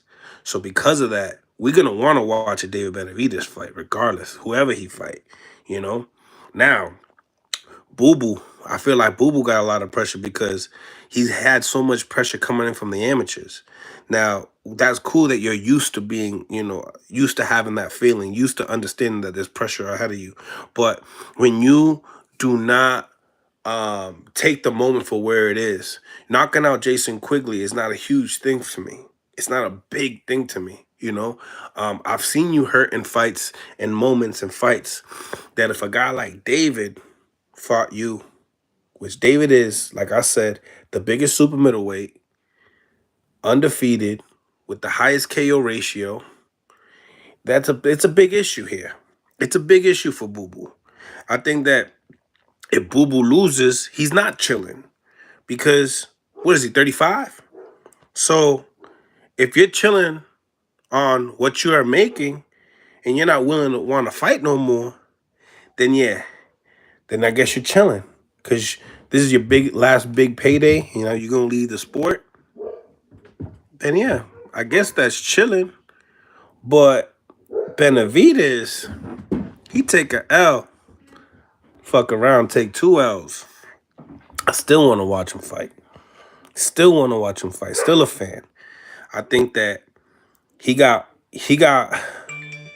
Now, who got more to lose in this fight? Let's be real. David or Boo Boo? Boo Boo, if you lose, I still want to see you with Plant. I still want to see you with Morrell. That's what I'm saying right now. Like they both in a great position. They're both undefeated, and they both should have at least two more fights. More on Boo Boo, two or more fights. When it comes to David, he got half of his career ready for him. You know, a lot of KOs are BS stoppages. Hell yeah, it'd be like that. It'd be like that. Um, but you know, we have to agree. David Benavidez is a monster. That he is the monster. Now, are we putting it like is the monster going against the boogeyman? Bogeyman can mean that, yo, your style is so goddamn tricky. I don't want to fight you. Your style is so goddamn tricky. I don't want to fight you, so I'm gonna avoid you. Is Demetrius Boo Andres had that career? It looked like it, because if you look at the resume, nobody on it. Nobody on it. Um, don't mean that the guys that he fought weren't capable, but that's just what it is. I love boxing. Hey man, I could understand, you know. David KOs aren't really KOs. A lot of them was stoppages. Yeah, because he's not a knockout artist. You know what I'm saying? He definitely not a knockout artist, but we can't say like, look at Kyron Davis. He's a real 168 pounder, right? He's being trained by Breadman, right? Even Breadman, he knew how tough Kyron Davis was. But as a coach, I could feel this because I've never been in this position, and I can't wait how I react to these positions as being a coach. When you know that your fight is taking too much punishment, and there's no reason to continue because you're not going to win the fight anyway. You know, Breadman had to do that. Breadman had to do that for Kyron Davis. And yeah, we could talk about the stipulations as far as, you know, he had like what 16 days advance, an advance. Franco was popping, brother, was popping, yo. I'm rocking with my people right now. That's what's up. We in the building. Um, yeah, but that's just my thought. Now HLD David got more to lose with the loss. No Canelo payday, and he's no more the Mexican monster, and will have to move up to 175 with his cheeseburger self. Diablo, you hit the dude with the he hit him with the cheeseburger. Diablo. Bueno, let me tell you, they both got a lot to lose. You're right. He probably won't get the David. He probably won't get the Canelo payday for sure. Um, we're not even certain if Demetrius is gonna get that payday. Canelo hates him. For some weird reason, Canelo got some hate for Demetrius Boo Boo Andres. To the point that I can feel it. You know what I'm saying? I can feel it. You know who hates Boo Boo more? The Canelo fans. Yeah, they hate Boo Boo. What? They hate Boo Boo. I don't know why, man. Smash the like button. Smash the like button if you like Boo Boo. How about that? Smash the like button if you like Boo Boo. Cause there be a lot of hate. There be a lot of hate for it. You feel me? But yeah, I just, you know, who you think got that? Franco. I'm gonna keep it 100. I gotta keep it 100. $1.50. Listen, I don't think it go. I think it goes the distance. I think that Boo Boo got dog, but not enough dog to be trading punches with Canelo Alvarez. I'm not trading punches, and I'm not gonna be taking a lot of chances. I'm not. If I'm Boo Boo, I'm not. Because Boo Boo is not a knockout artist. Boo Boo did not create a high KO ratio. He's not known as a big puncher. He has respectable power. And moving up to 168 pounds, you've seen that he didn't have power.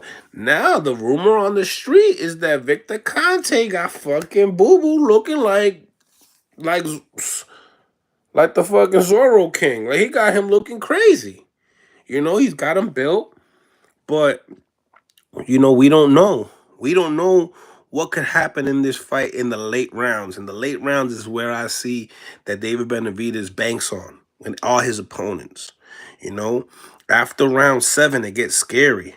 It gets really scary. And I do believe that their team are kind of getting ready to, instead of like throwing that switch at 7, the 7th round, I think that they're trying to maybe set that switch more around the 3rd round. After 3, David Benavidez needs to go, because we seen it with Caleb Plant. He took the first half of the fight off and completed and Caleb Plant succeeded. Now, can Boo Boo do the same? He could do a lot of the things that Caleb Plant does, for sure. Pop shot shooting is something that I think that Caleb Plant is really good at. Caleb Plant is really good at scoring points. He's really good at it. Now, when we talk about Boo Boo can score the points too, but he kind of like wants to, when he throws his combinations, he sits down with you when he throws them. And, I just want to see that. That's the part that I want to see when you sit when you sit with David is what I want to see. Because I want to see you catch and counter. I want to see your game. We want to know why Boo Boo is who Boo Boo is in the amateurs. He needs to give us the most amazing performers. We should be able to see the best Boo Boo Andres against David Benavidez all day. I think that David Benavidez has to make adjustments for Boo Boo. For sure. For sure. It won't be the other way around. But how does Boo Boo Andres react to the pressure? And what happens if Boo Boo finds out that, listen, I'm throwing a lot of hard punches. And when you throw hard punches, you're gonna waste a lot more gas than just throwing soft off the back foot punches. It's not gonna be the same.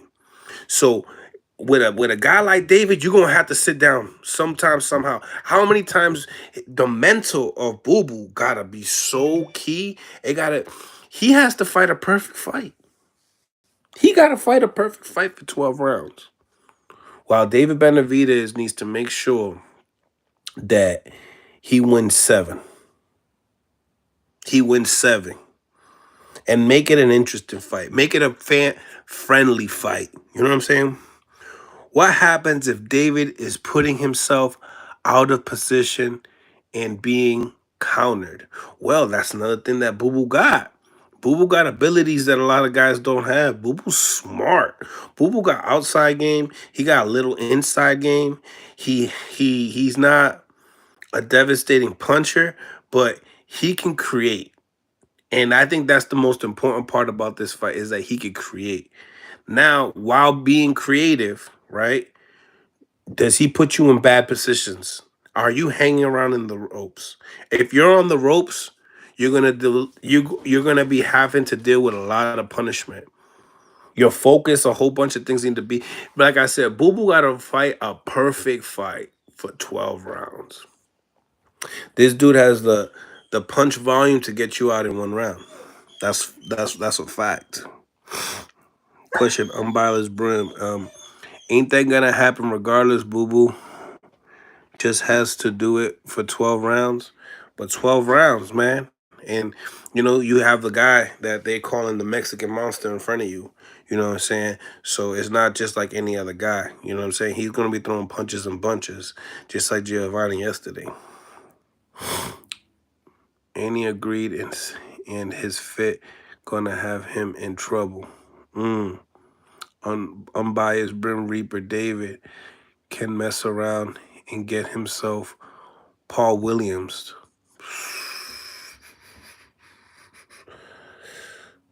When's the last time you seen Boo Boo do something like that though, bro?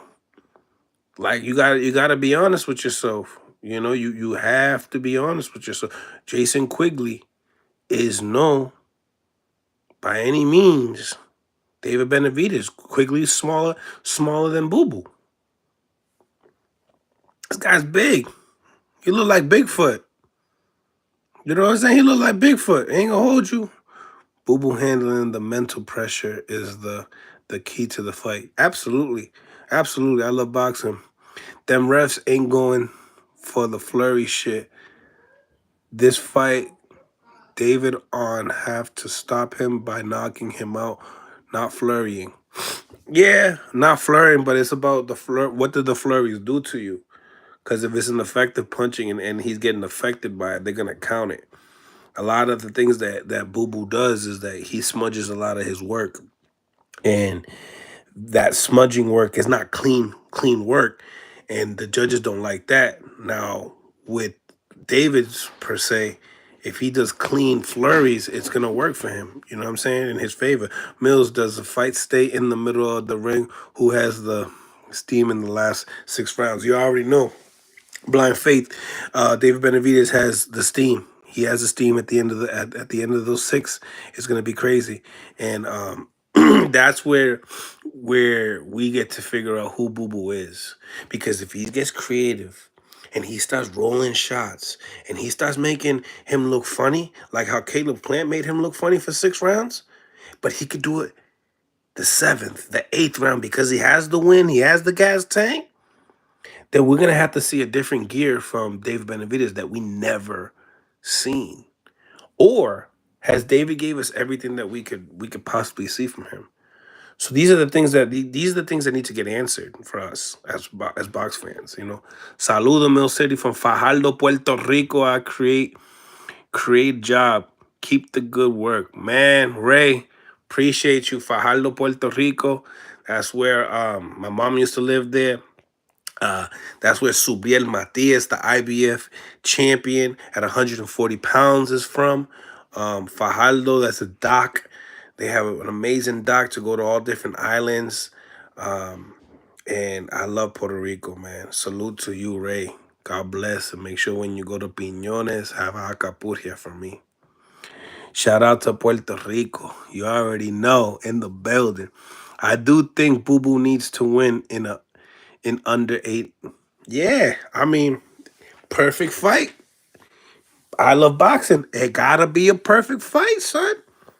If it's not, what are we doing here? Boo Boo got snack. He'll be ready. Yo, Al Bugger, I heard he is. I heard he is.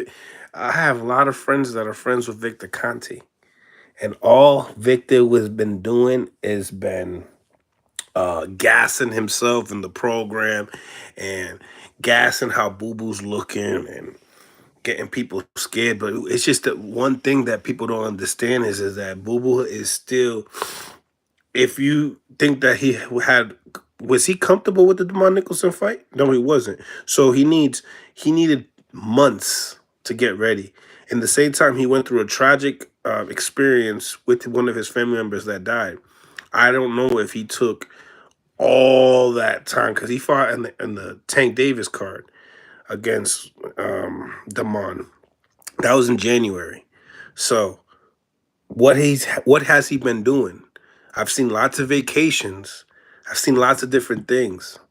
So I gotta see. This is like a firm indication that are you choosing boxing or boxing is choosing you?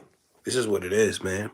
Marvel, the fight will show. But to answer your question, the fight won't stand in the middle of the ring.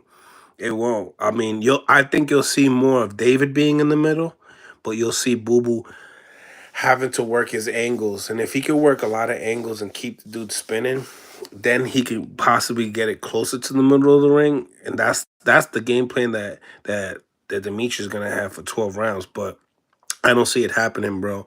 I just don't see it happening. I just see that Boo Boo, he's gonna have to fight. There's gonna be times he's gonna have to fight in that fight. You know what I'm saying? Fight boxing gym, what it do, my brother Lorenzo, La Familia en la casa. So my man, there's another guy right here. I told him that I was gonna bet on Giovanni Stantillan, and you were right, bro. I should have added that the extra $50 would have been an additional $200 in the pocket, but it's all right. You know, we still made our money though. That's the key thing is we made our money. We did our homework and we made our money.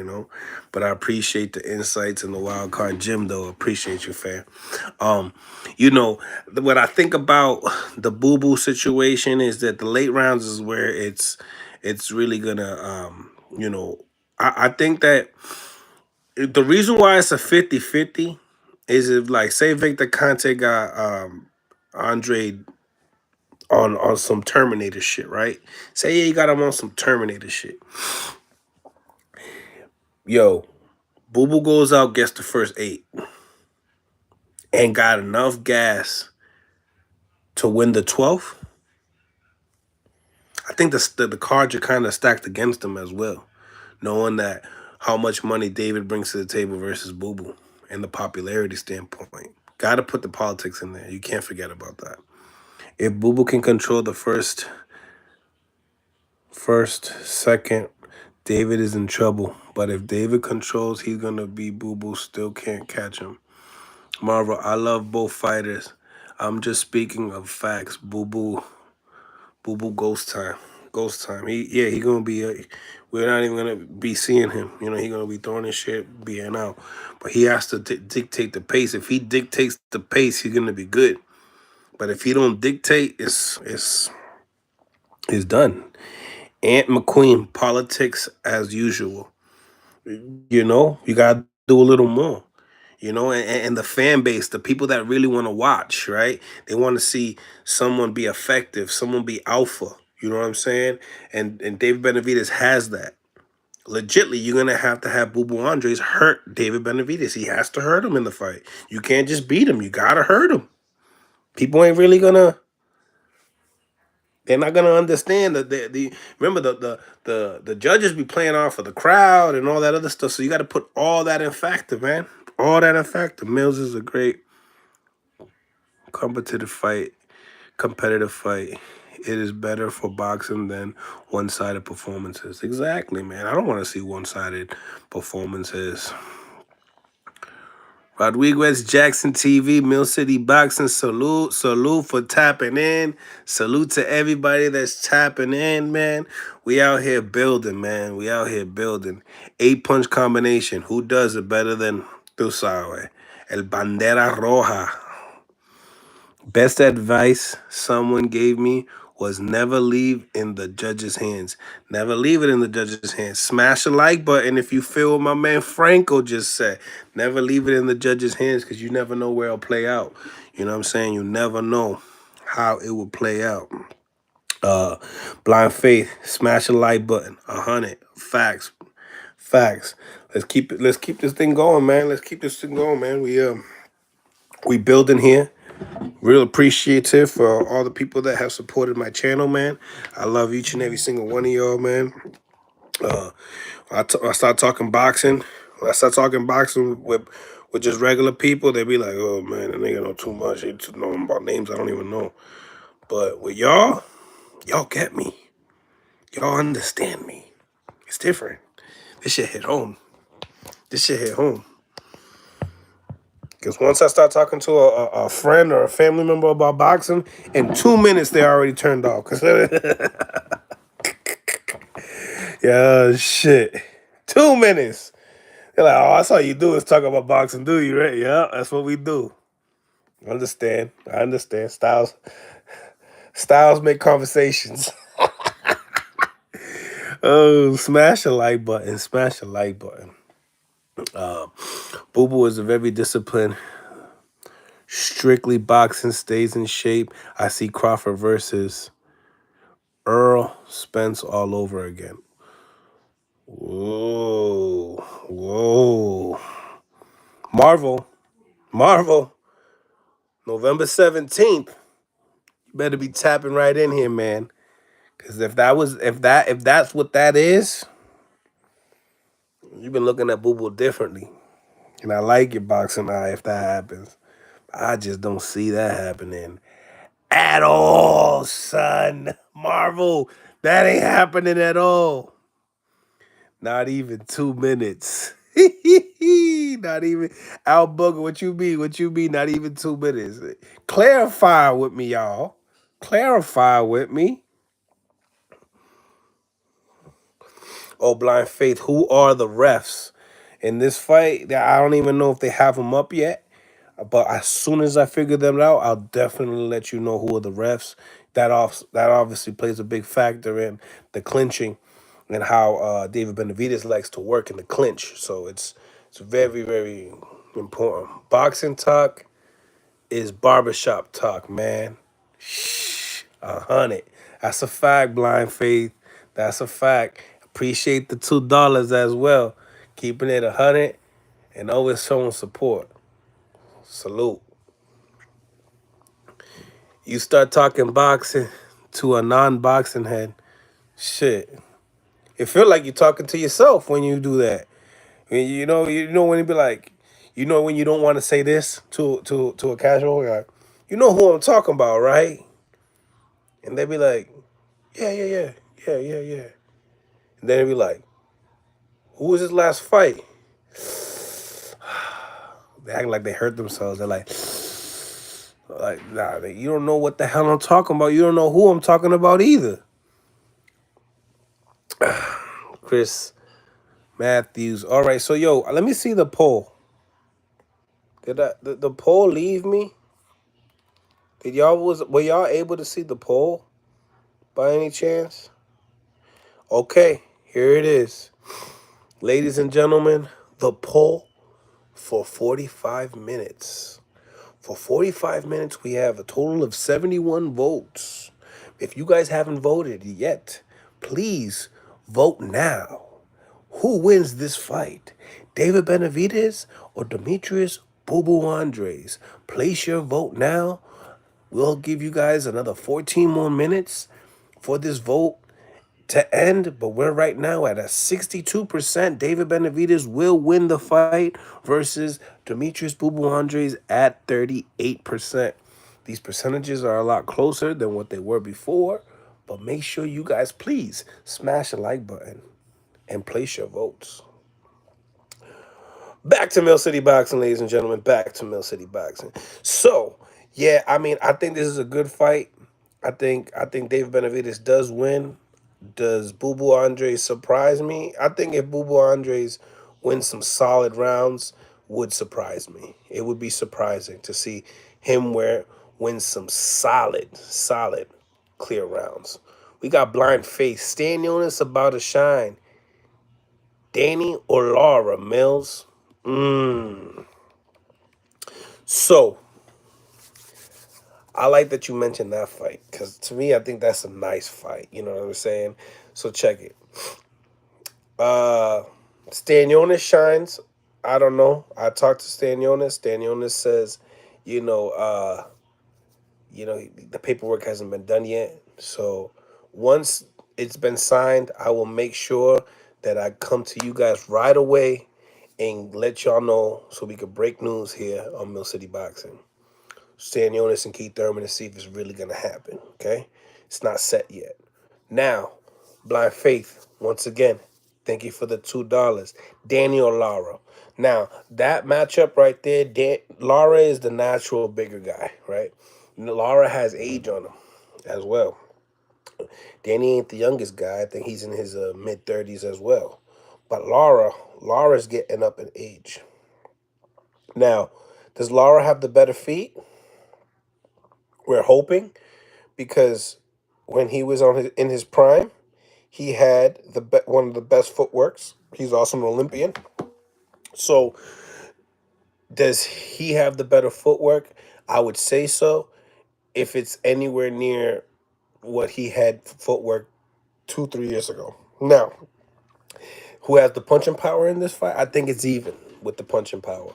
Boxing ability, I give it to Lara. Honestly, my opinion when I first heard about the fight, I said Lara. I was like right away, Lara. Watching Danny and in his position now, going through what he went through with the mental health and being, letting it all loose and stuff like that. I feel like he's in a better place in his life right now. He got all his business plans all laid out real good. It's about who really wants it more in that fight, to be honest with you. It really, and we got a Puerto Rican and Cuban matchup, so that's like a nice, like there's heart painted all over that, blood painted all over that. I got Alara winning the fight through a decision. I think that Danny has a good chin. Lara just got a lot of great abilities in there, and he keeps everything very tight. So yeah, that's my take on Danny and Lara. Who I would want to win, Danny. Who I think is gonna win, who I'm putting my money on, who when I look at these odds, probably Lara. But I'm gonna do more.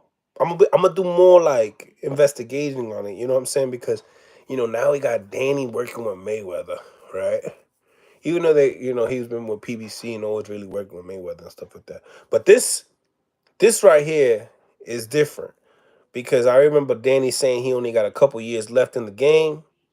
Uh, so I want to see how he goes now. Now, if I said Danny and Keith Thurman, right? Be real with you, Keith Thurman hasn't been the same since that first Danny fight. If I'm right, Let me know what y'all think. If I'm wrong, let me know what y'all think. But 60-40% in the poll with 75 likes. We got 10 more people. 10 more minutes to close the polls up, so we would have had the poll up for an hour now. But y'all tell me, you know what I'm saying? And then we got 75 votes, but then we don't got 75 likes. So that's an issue for me too. You know what I'm saying? Just to keep it 100 with y'all, right? I love Angel too, El Cotto.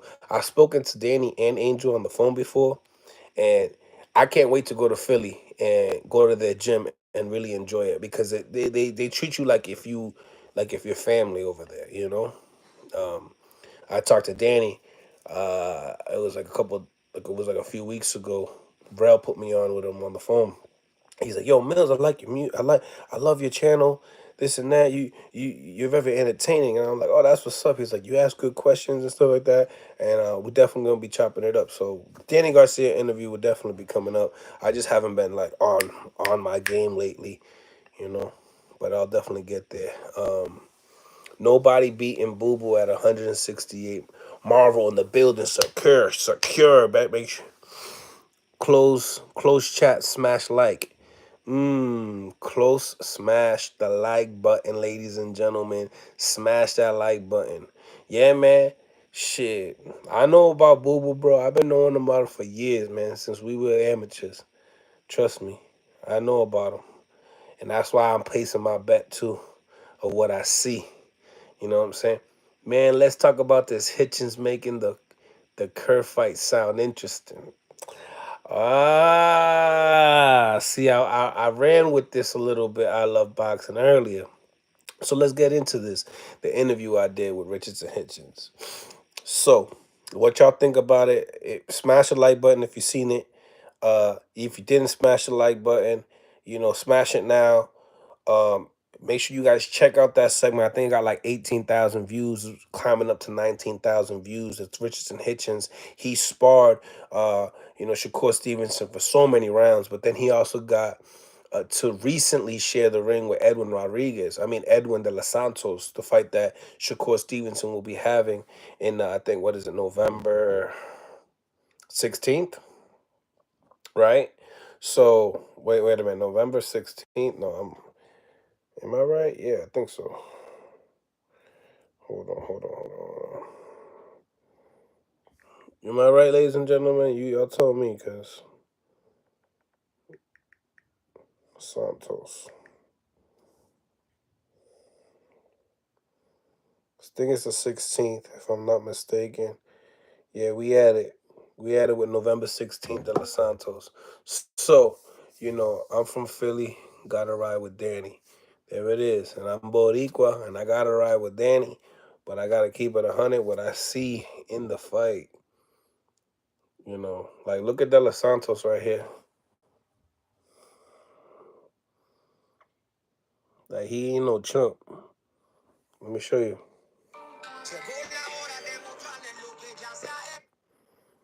He throwing mean punches with bad intentions.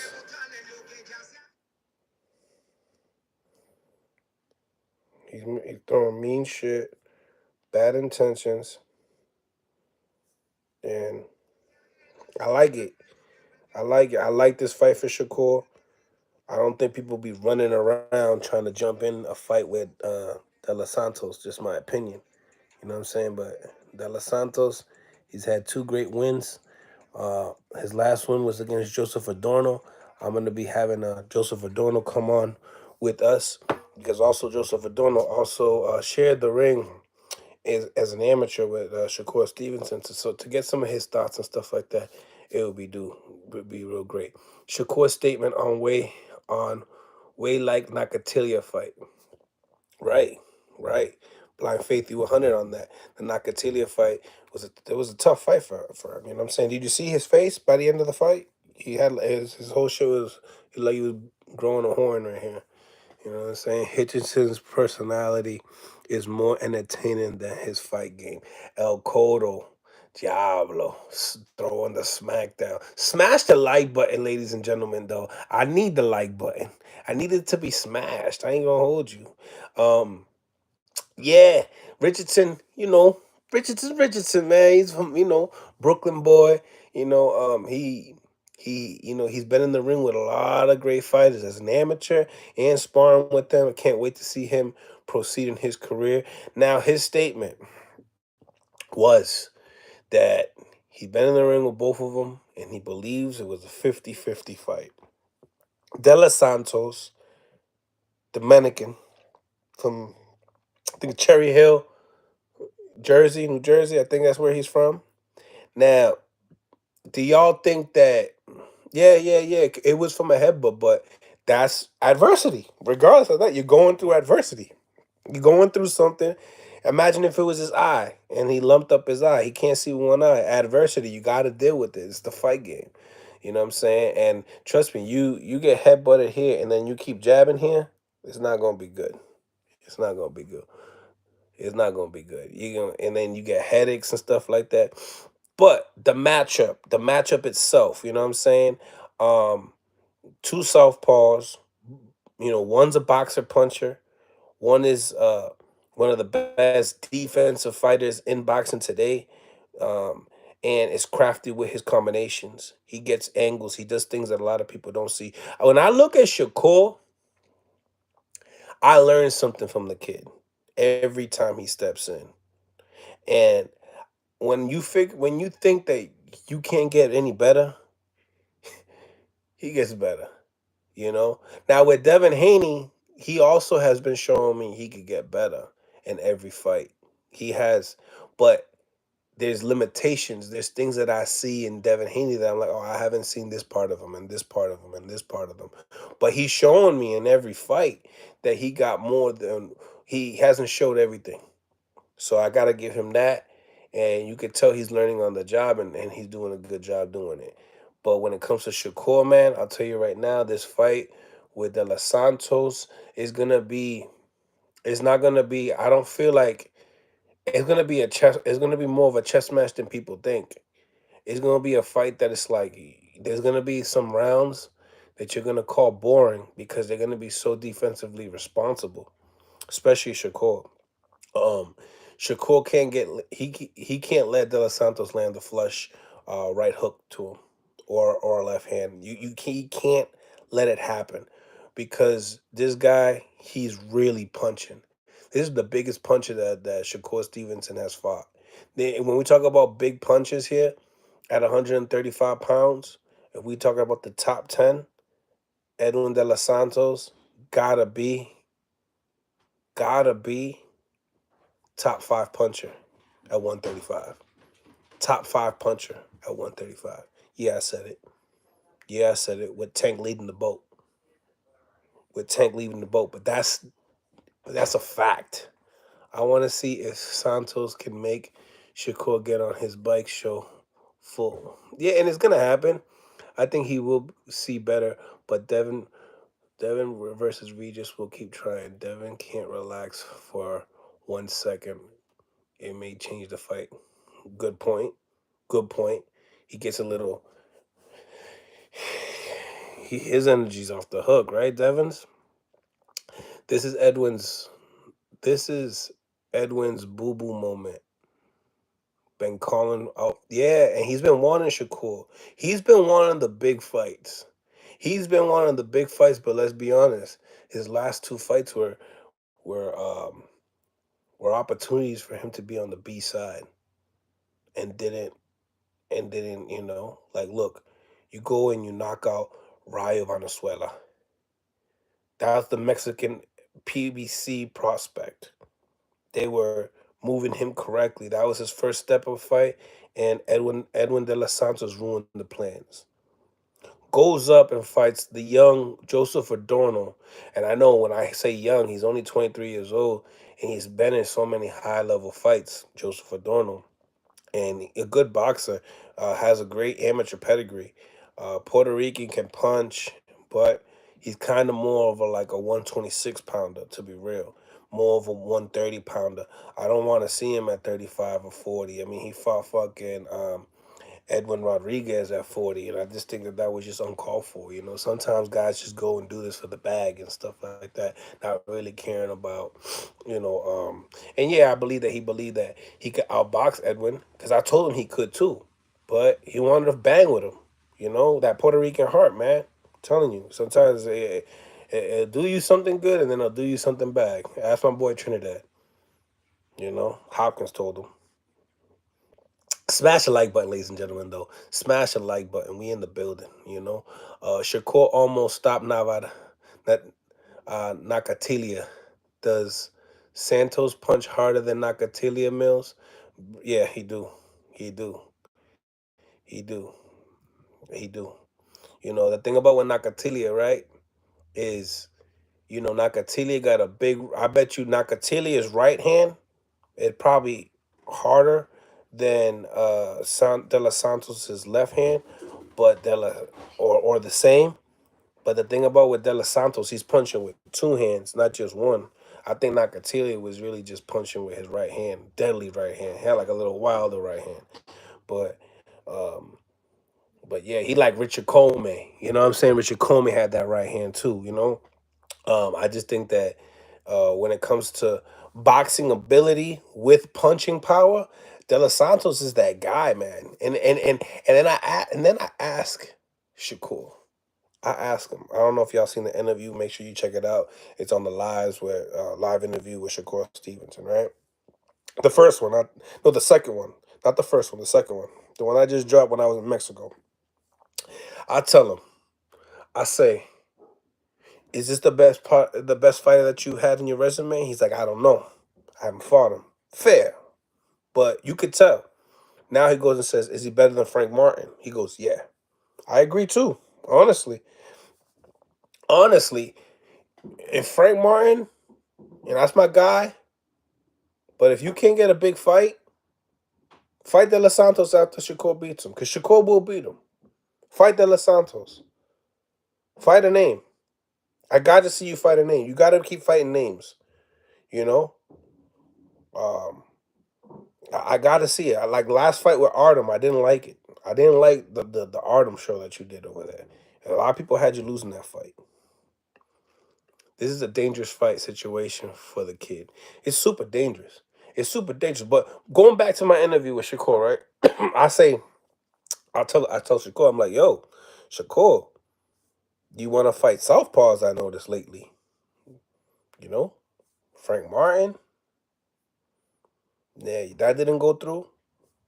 Now you want to fight De Los Santos, another southpaw? Is there a coincidence of why? You know, my man Kenny, Coach Kenny, he said it. He said, "Oh, he probably trying to get ready for Tank." Yo, same thing with Same. It's funny, right? Same thing with Devin. Devin, southpaw, one of the best ones. You got Lomachenko. Then your next southpaw is a puncher, Regis. Are you getting prepared for? Are you getting prepared for Tank too? Like what we doing here? What we doing while my man Tank in the throne chilling? Where my Skittles at? You know what I'm saying? Chilling. Nah, he picked Edwin cause he been talking about nobody calling his name, and Edwin's been calling his name. True, but y'all know I stirred up that Jermaine Ortiz, and I think that's an easy fight to be made. I think Shakur got a good opportunity to beat him as well. And and Jermaine's my guy. Like that's the family right there. You know, got to keep it 100 though. Why not? Mills is dead on though. You got to keep it 100 though. You know, these guys they want to fight Tank. We can't say that they don't. Payday, payday. I know that. Damn, ladies and gentlemen, but I'll tell you right now, the poll The poll is done. We've been on here for what, an hour? Yes. 90 votes, almost 100. Almost 100. I wish I could get on it. Can we get 100 votes? Can we get 100 votes before we declare about who really is going to win this fight? And let's see if my channel knows what it is. Like if my channel, we smarter than other channels and shit like that, we could our predictions become a little bit more realistic? Come on, talk to me. Coach Kenny said Tank already back in the gym. You already know, Blind Faith. He said it. He back. Man, Tank still hasn't fought any fighter. Best fighter he fought was Hector Garcia.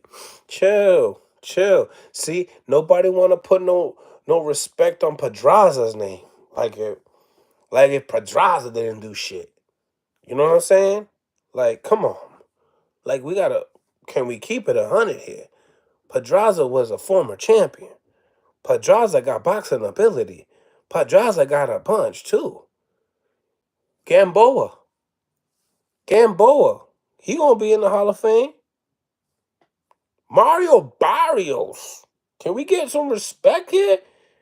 You know what it is? When you a great fighter and you putting out here, best Digger's Tank faced was Leo and Pedraza.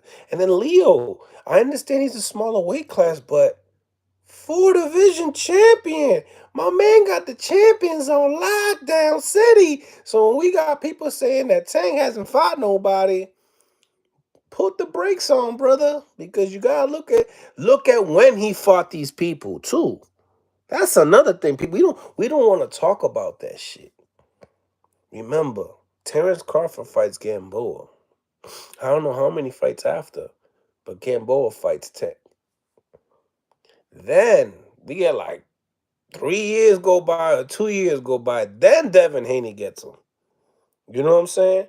But let's remember, he beat more champions than your favorite fighter. You know what I'm saying?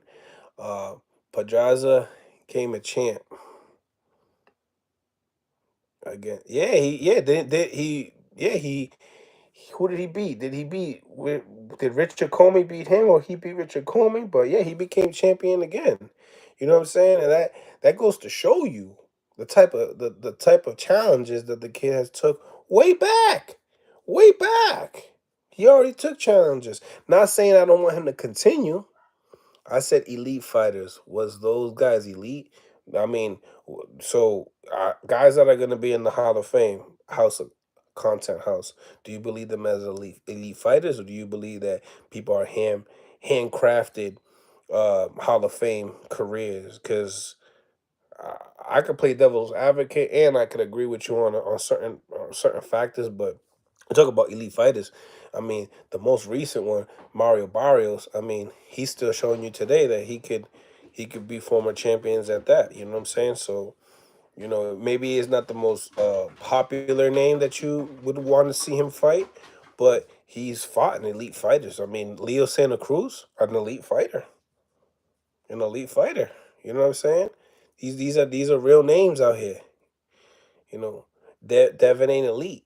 That's I love boxing. Hey,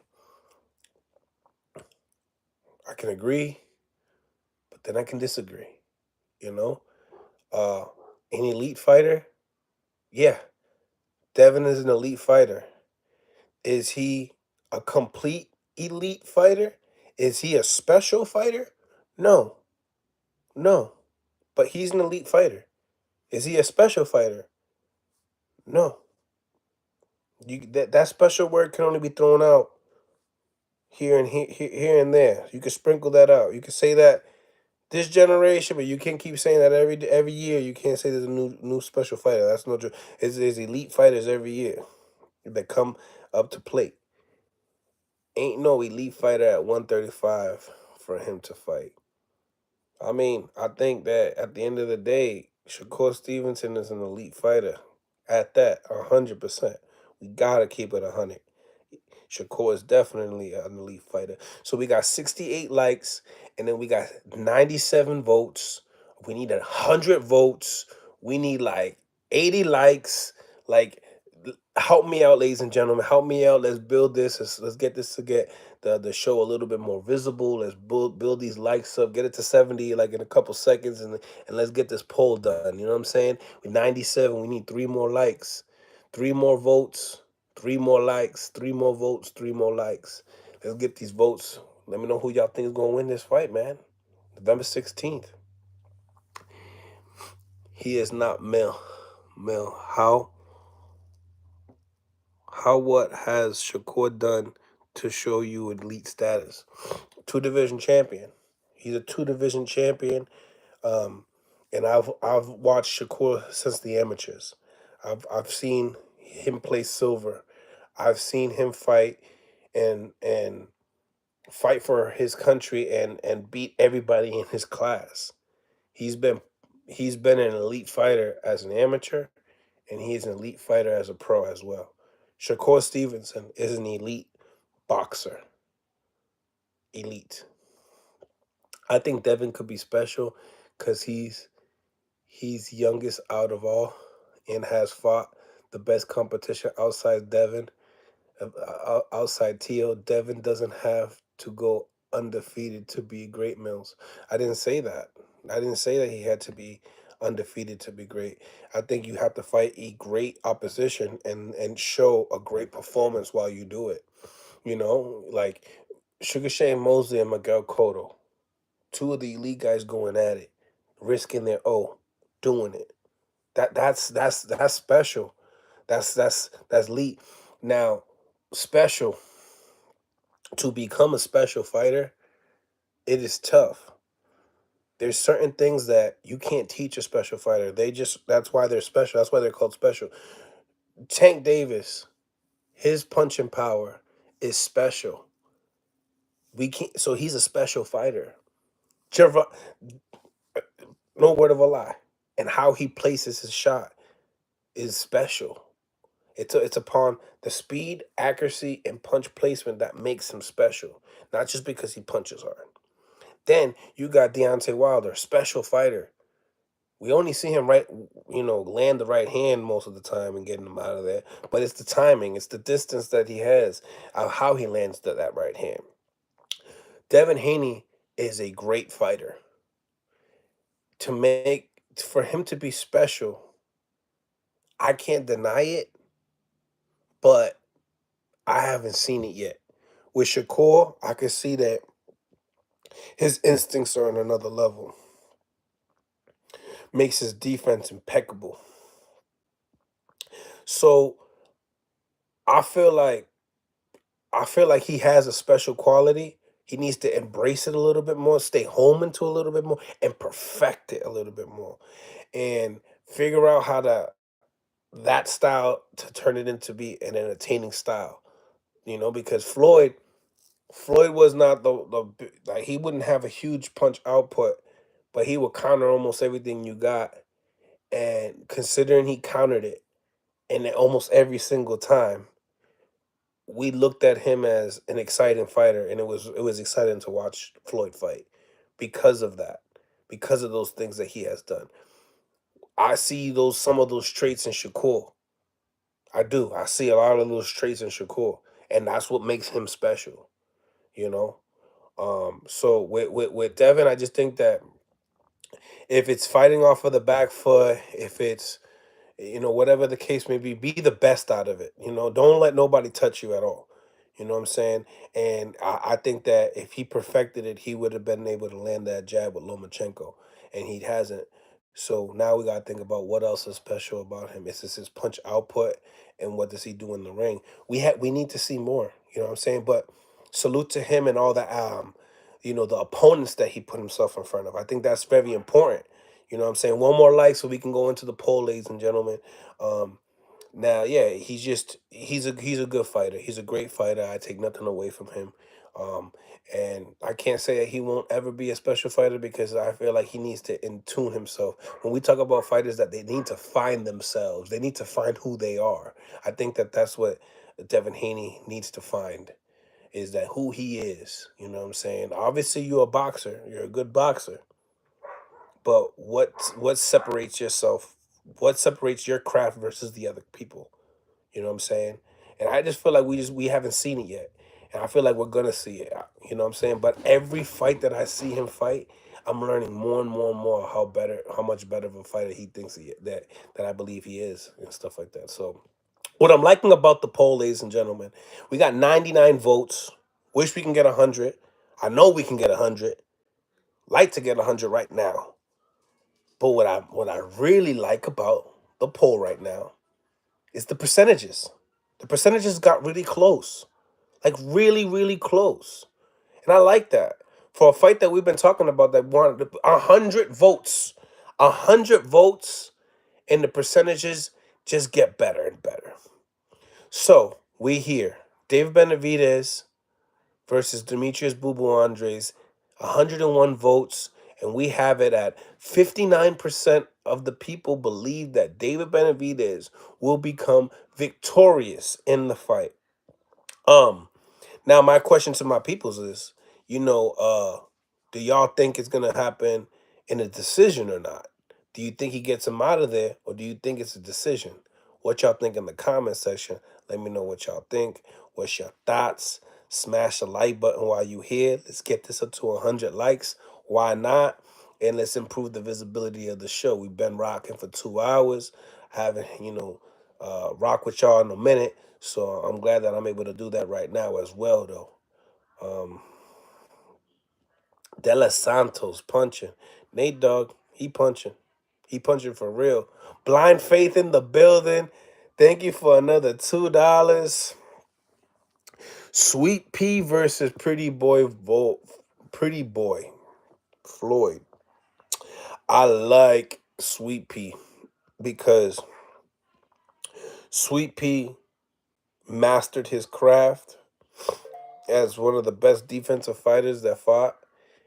And I think that because of that, Pretty Boy didn't. I always liked Money May of how persistent he was. It's like you could count how many times he got hit in a fight. And that's the same thing with Sweet Pea. Now, Sweet Pea had more power, though. I got Sweet Pea versus Pretty Boy Floyd. But I do think of Sweet Pea and Master Class, right? Sweet Pea versus Money Mayweather. The counter punching will be going left and right, left and right, left and right. T Bud versus Tito. I love Tito. I love him. Uh, One of the most devastating punchers at 147 pounds. I think Bud Crawford gives him problems. I think the angles that Bud Crawford could create, I think it's a good matchup because of the snap of their jab. They both have great snaps of the jab. I think we elevated a lot in boxing nowadays. I like T Bud in that fight. What an amazing fight to watch. I like that you made that as a fantasy matchup. And then Tank versus Tio. Y'all can't do that to me now. You can't do that to me. You can't do that to me, Blind Faith. I see that fight going two different ways. You know how I'm gonna say it. I see that fight going two different ways. You know, um, I love Tank. I love Tio. How do I choose? How do I choose without being unbiased? You don't answer the question. Oh man, uh, I think Tio got a better chance of outboxing Tank. I think Tank got a higher chance of knocking out Tio by a counter shot. I could also see Tio creating combinations to get Tank out of there. I see that fight playing out in so many different ways. I just wish that you know, I wish we could just see it. I think that the size of Tio could play a big factor in it. You know what I'm saying? But the intelligence of Tank, he's very intelligent. Um, they both got dog in them. That's the biggest fight that you can make. That's one of the biggest fights that you can make in boxing is Teofimo Lopez and Gervonta Davis. For sure. For sure. For sure. Smash the like button, ladies and gentlemen. Smash the like button. Ant McQueen preach. You already know it's a great matchup. It's hard to choose. I feel like if I had to place bets on that, right? That first of all, that fight don't go the distance, right? That fight don't go the distance if someone's on the floor like crazy. Somebody's on the floor on the mat like crazy, or someone's getting knocked out. Um, Too long, too much for Tank, but great fight. Yeah. Trinidad versus Margarita at their prime. Ooh, Tito. But at 47, Tito.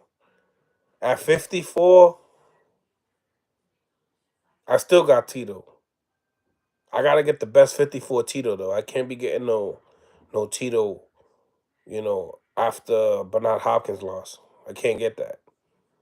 I need welterweight Tito all day, easy. We don't even need to talk about that shit. That's easy work right there. 54, the pressure goes on, but I still got Tito. I like Tito against Margarito. Um, Facts and 100. Make sure you guys smash the like button though. Smash the like button. We doing all right right now. We doing all right right now. Um, what matchups do you guys want to see in boxing today?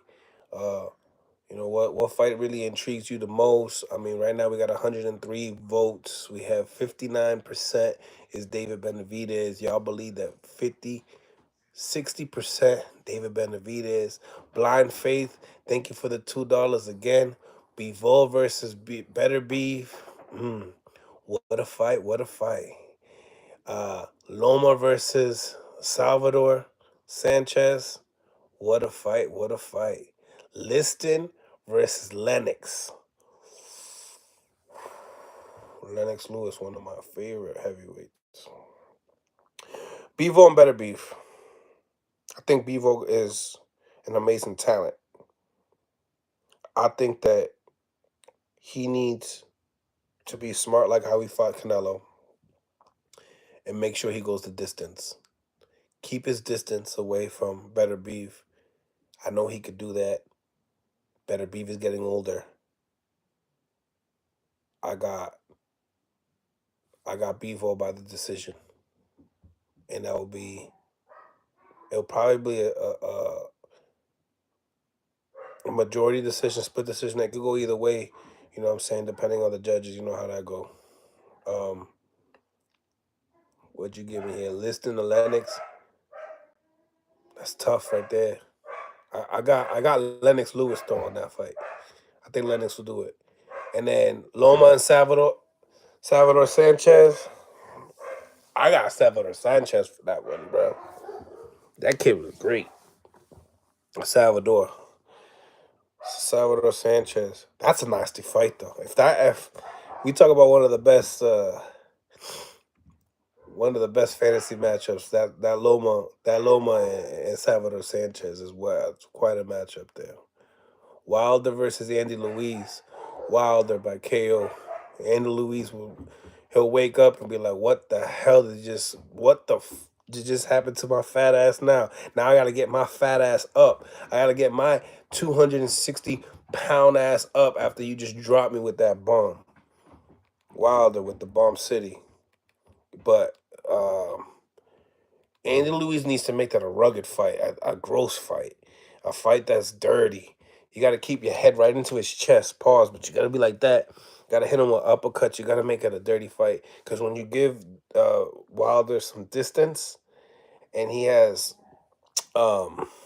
resistance with his punch and he hit you at the end of the punch, when he turns his wrist, it's going to be bad news. Night-night, NyQuil, sleepy time. You know what I'm saying? Where my bottle at? If one of the two was to fumble the bag, would it be Devin or Shakur? Depending on the matchup. Cause like right now we got both of these guys that they're trying to test themselves. They're willing to fight anybody, which is great. I don't think Regis will make him fumble. I think honestly, Edwin De Los Santos has more capability to create an upset versus Regis. Stylistically, if you really look at it. But it's just Shakur's just that freaking good, man. He's really that good. Like, that's why I gotta see him in Tank. Cause I gotta see how good he is. Mills, you think Edwin can catch Shakur? Yeah, it's boxing, Larry Liston. Why not? I mean, think about it. You haven't seen a Shakur that has not gotten hit he's gotten hit. in rounds. He takes a lot of power off of it, and he rolls off of certain shots. But sometimes he gets shit landed, and if he lands something, I don't know how Shakur gonna react to that. This dude can punch. Don't sleep on Regis's power. Regis got thumping power, heavy-handed type of a dude. Telegraphs a lot, and it's not too creative. Needs to be more creative with a guy like Devin. I need to see a lot different elements in your game. Need more feints too. Regis can be problematic in in the event that Devin hasn't tightened up a bit of his open stance matchups. Ant McQueen, I mentioned this to so many different podcasts, so many different channels. It's so key what you said there, that only people that look at boxing, you gotta kind of have you kind of have somebody had to teach you some type of boxing to understand the foot placement that Devin Haney has, that he needs to correct. Because when you goes into higher opposition, people like Lomachenko with great footwork will expose that open stance makes you stuck, makes you punch with no power. Those little things that you need every advantage possible when you're fighting a guy like Tank and Shakur. You can't be you can't pull a Stephen Fulton. You're good, but your open stance messed you up, and that's why you got hit with the shots that you got hit with anyway. Plus, Inoue was so much goddamn faster than you and sharper than you. What? You don't think that Shakur got that too? What? You don't think that? I guarantee you, you can see a difference in speed when you see Shakur and Devin. But you got to put them together.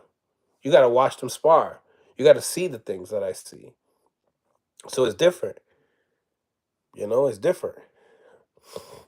That's like when I tell people about Boots and Boots and Terrence. Terrence is sharp. Terrence is sharp. Terrence is sharp. Everything is sharp. He's sharp like a butter knife. I mean butter knife, like a fillet knife. He's sharp as shit. Boots got a lot of thump, a lot of flair to his shit. But he got some thump because he's big. He's a big boy. Boy can really campaign at 160 comfortably. You know. But when I'm talking about sharpness with Boots and Crawford overall footwork, hand speed, hand placement, he's sharper. And I'm going off of the performance he just gave us, because that was the best performance I ever seen Crawford have, and I felt like he felt like he needed to elevate his game for the fans, and he did. Um, but I'm definitely gonna be tapping out real soon, ladies and gentlemen. Make sure we get all these questions up ahead of time. He spreads it too far like Spence. Yeah. A lot of when I used to box, I had that problem too. I was spreading out my legs so much that my coaches needed to put ankle supporters and a rope in between, and I had to shadow box, and I had to sometimes spar with the foot cuffs. That's a real thing. You know what I'm saying? Because when you open up your stance wide, yeah, it's easier for you to slip, but your power is not there, and your explosiveness for your next step. Like if you want to take two explosive steps, you need to have a short stance. But if you have the wide stance already with two explosive um, steps, they're not going to be as explosive. Your first punch will be explosive, your second won't be. Mill City Boxing, great point about Bud's elevating. He spoke about the Spence fight being much harder than it looked because of the preparation. He worked so hard to get a performance like that. You know what I'm saying? You know what it is when you're shadow boxing, you're constantly fighting, and you're constantly doing different rounds with bigger people, and you have to protect yourself. Your focus is different. Your focus is different. Ordona was shot to pieces though when he fought him. Yeah, I gotta get O'Donnell. I gotta hit him up. We gotta get O'Donnell up in here. He's been training. He got a fight coming up in October too. So we got a lot of fights coming up. Can't wait. The poll was great, guys. I'm gonna do polls every time I do a live because I think that brings energy to the live, and it's good to stir the topic. So yeah, good poll today. You guys definitely got David Benavidez winning by a good margin. I like the 59-41 percentage. I think that goes to show you that it's not as a wipeout as some people think it is. Sometimes skills do pay the bills, you know. Sometimes skills will pay the bills. Just depends on the opposition that's in front of you, though. You gotta keep it 100. We gotta keep it 100. Make sure you guys smash the like button. Stop playing with me. Smash the like button, ladies and gentlemen. Smash the like button. Well, that's all I got for you guys today. Thank you guys for tapping in with me. Shout out to everybody on the chat. Shout out to all the supporters. Shout out to everyone that has helped me with the super chats. I really appreciate that as well. Shout out to everybody that tapped the like button. I also appreciate that. Um, Make sure you guys stay tuned for my next interview and my next live.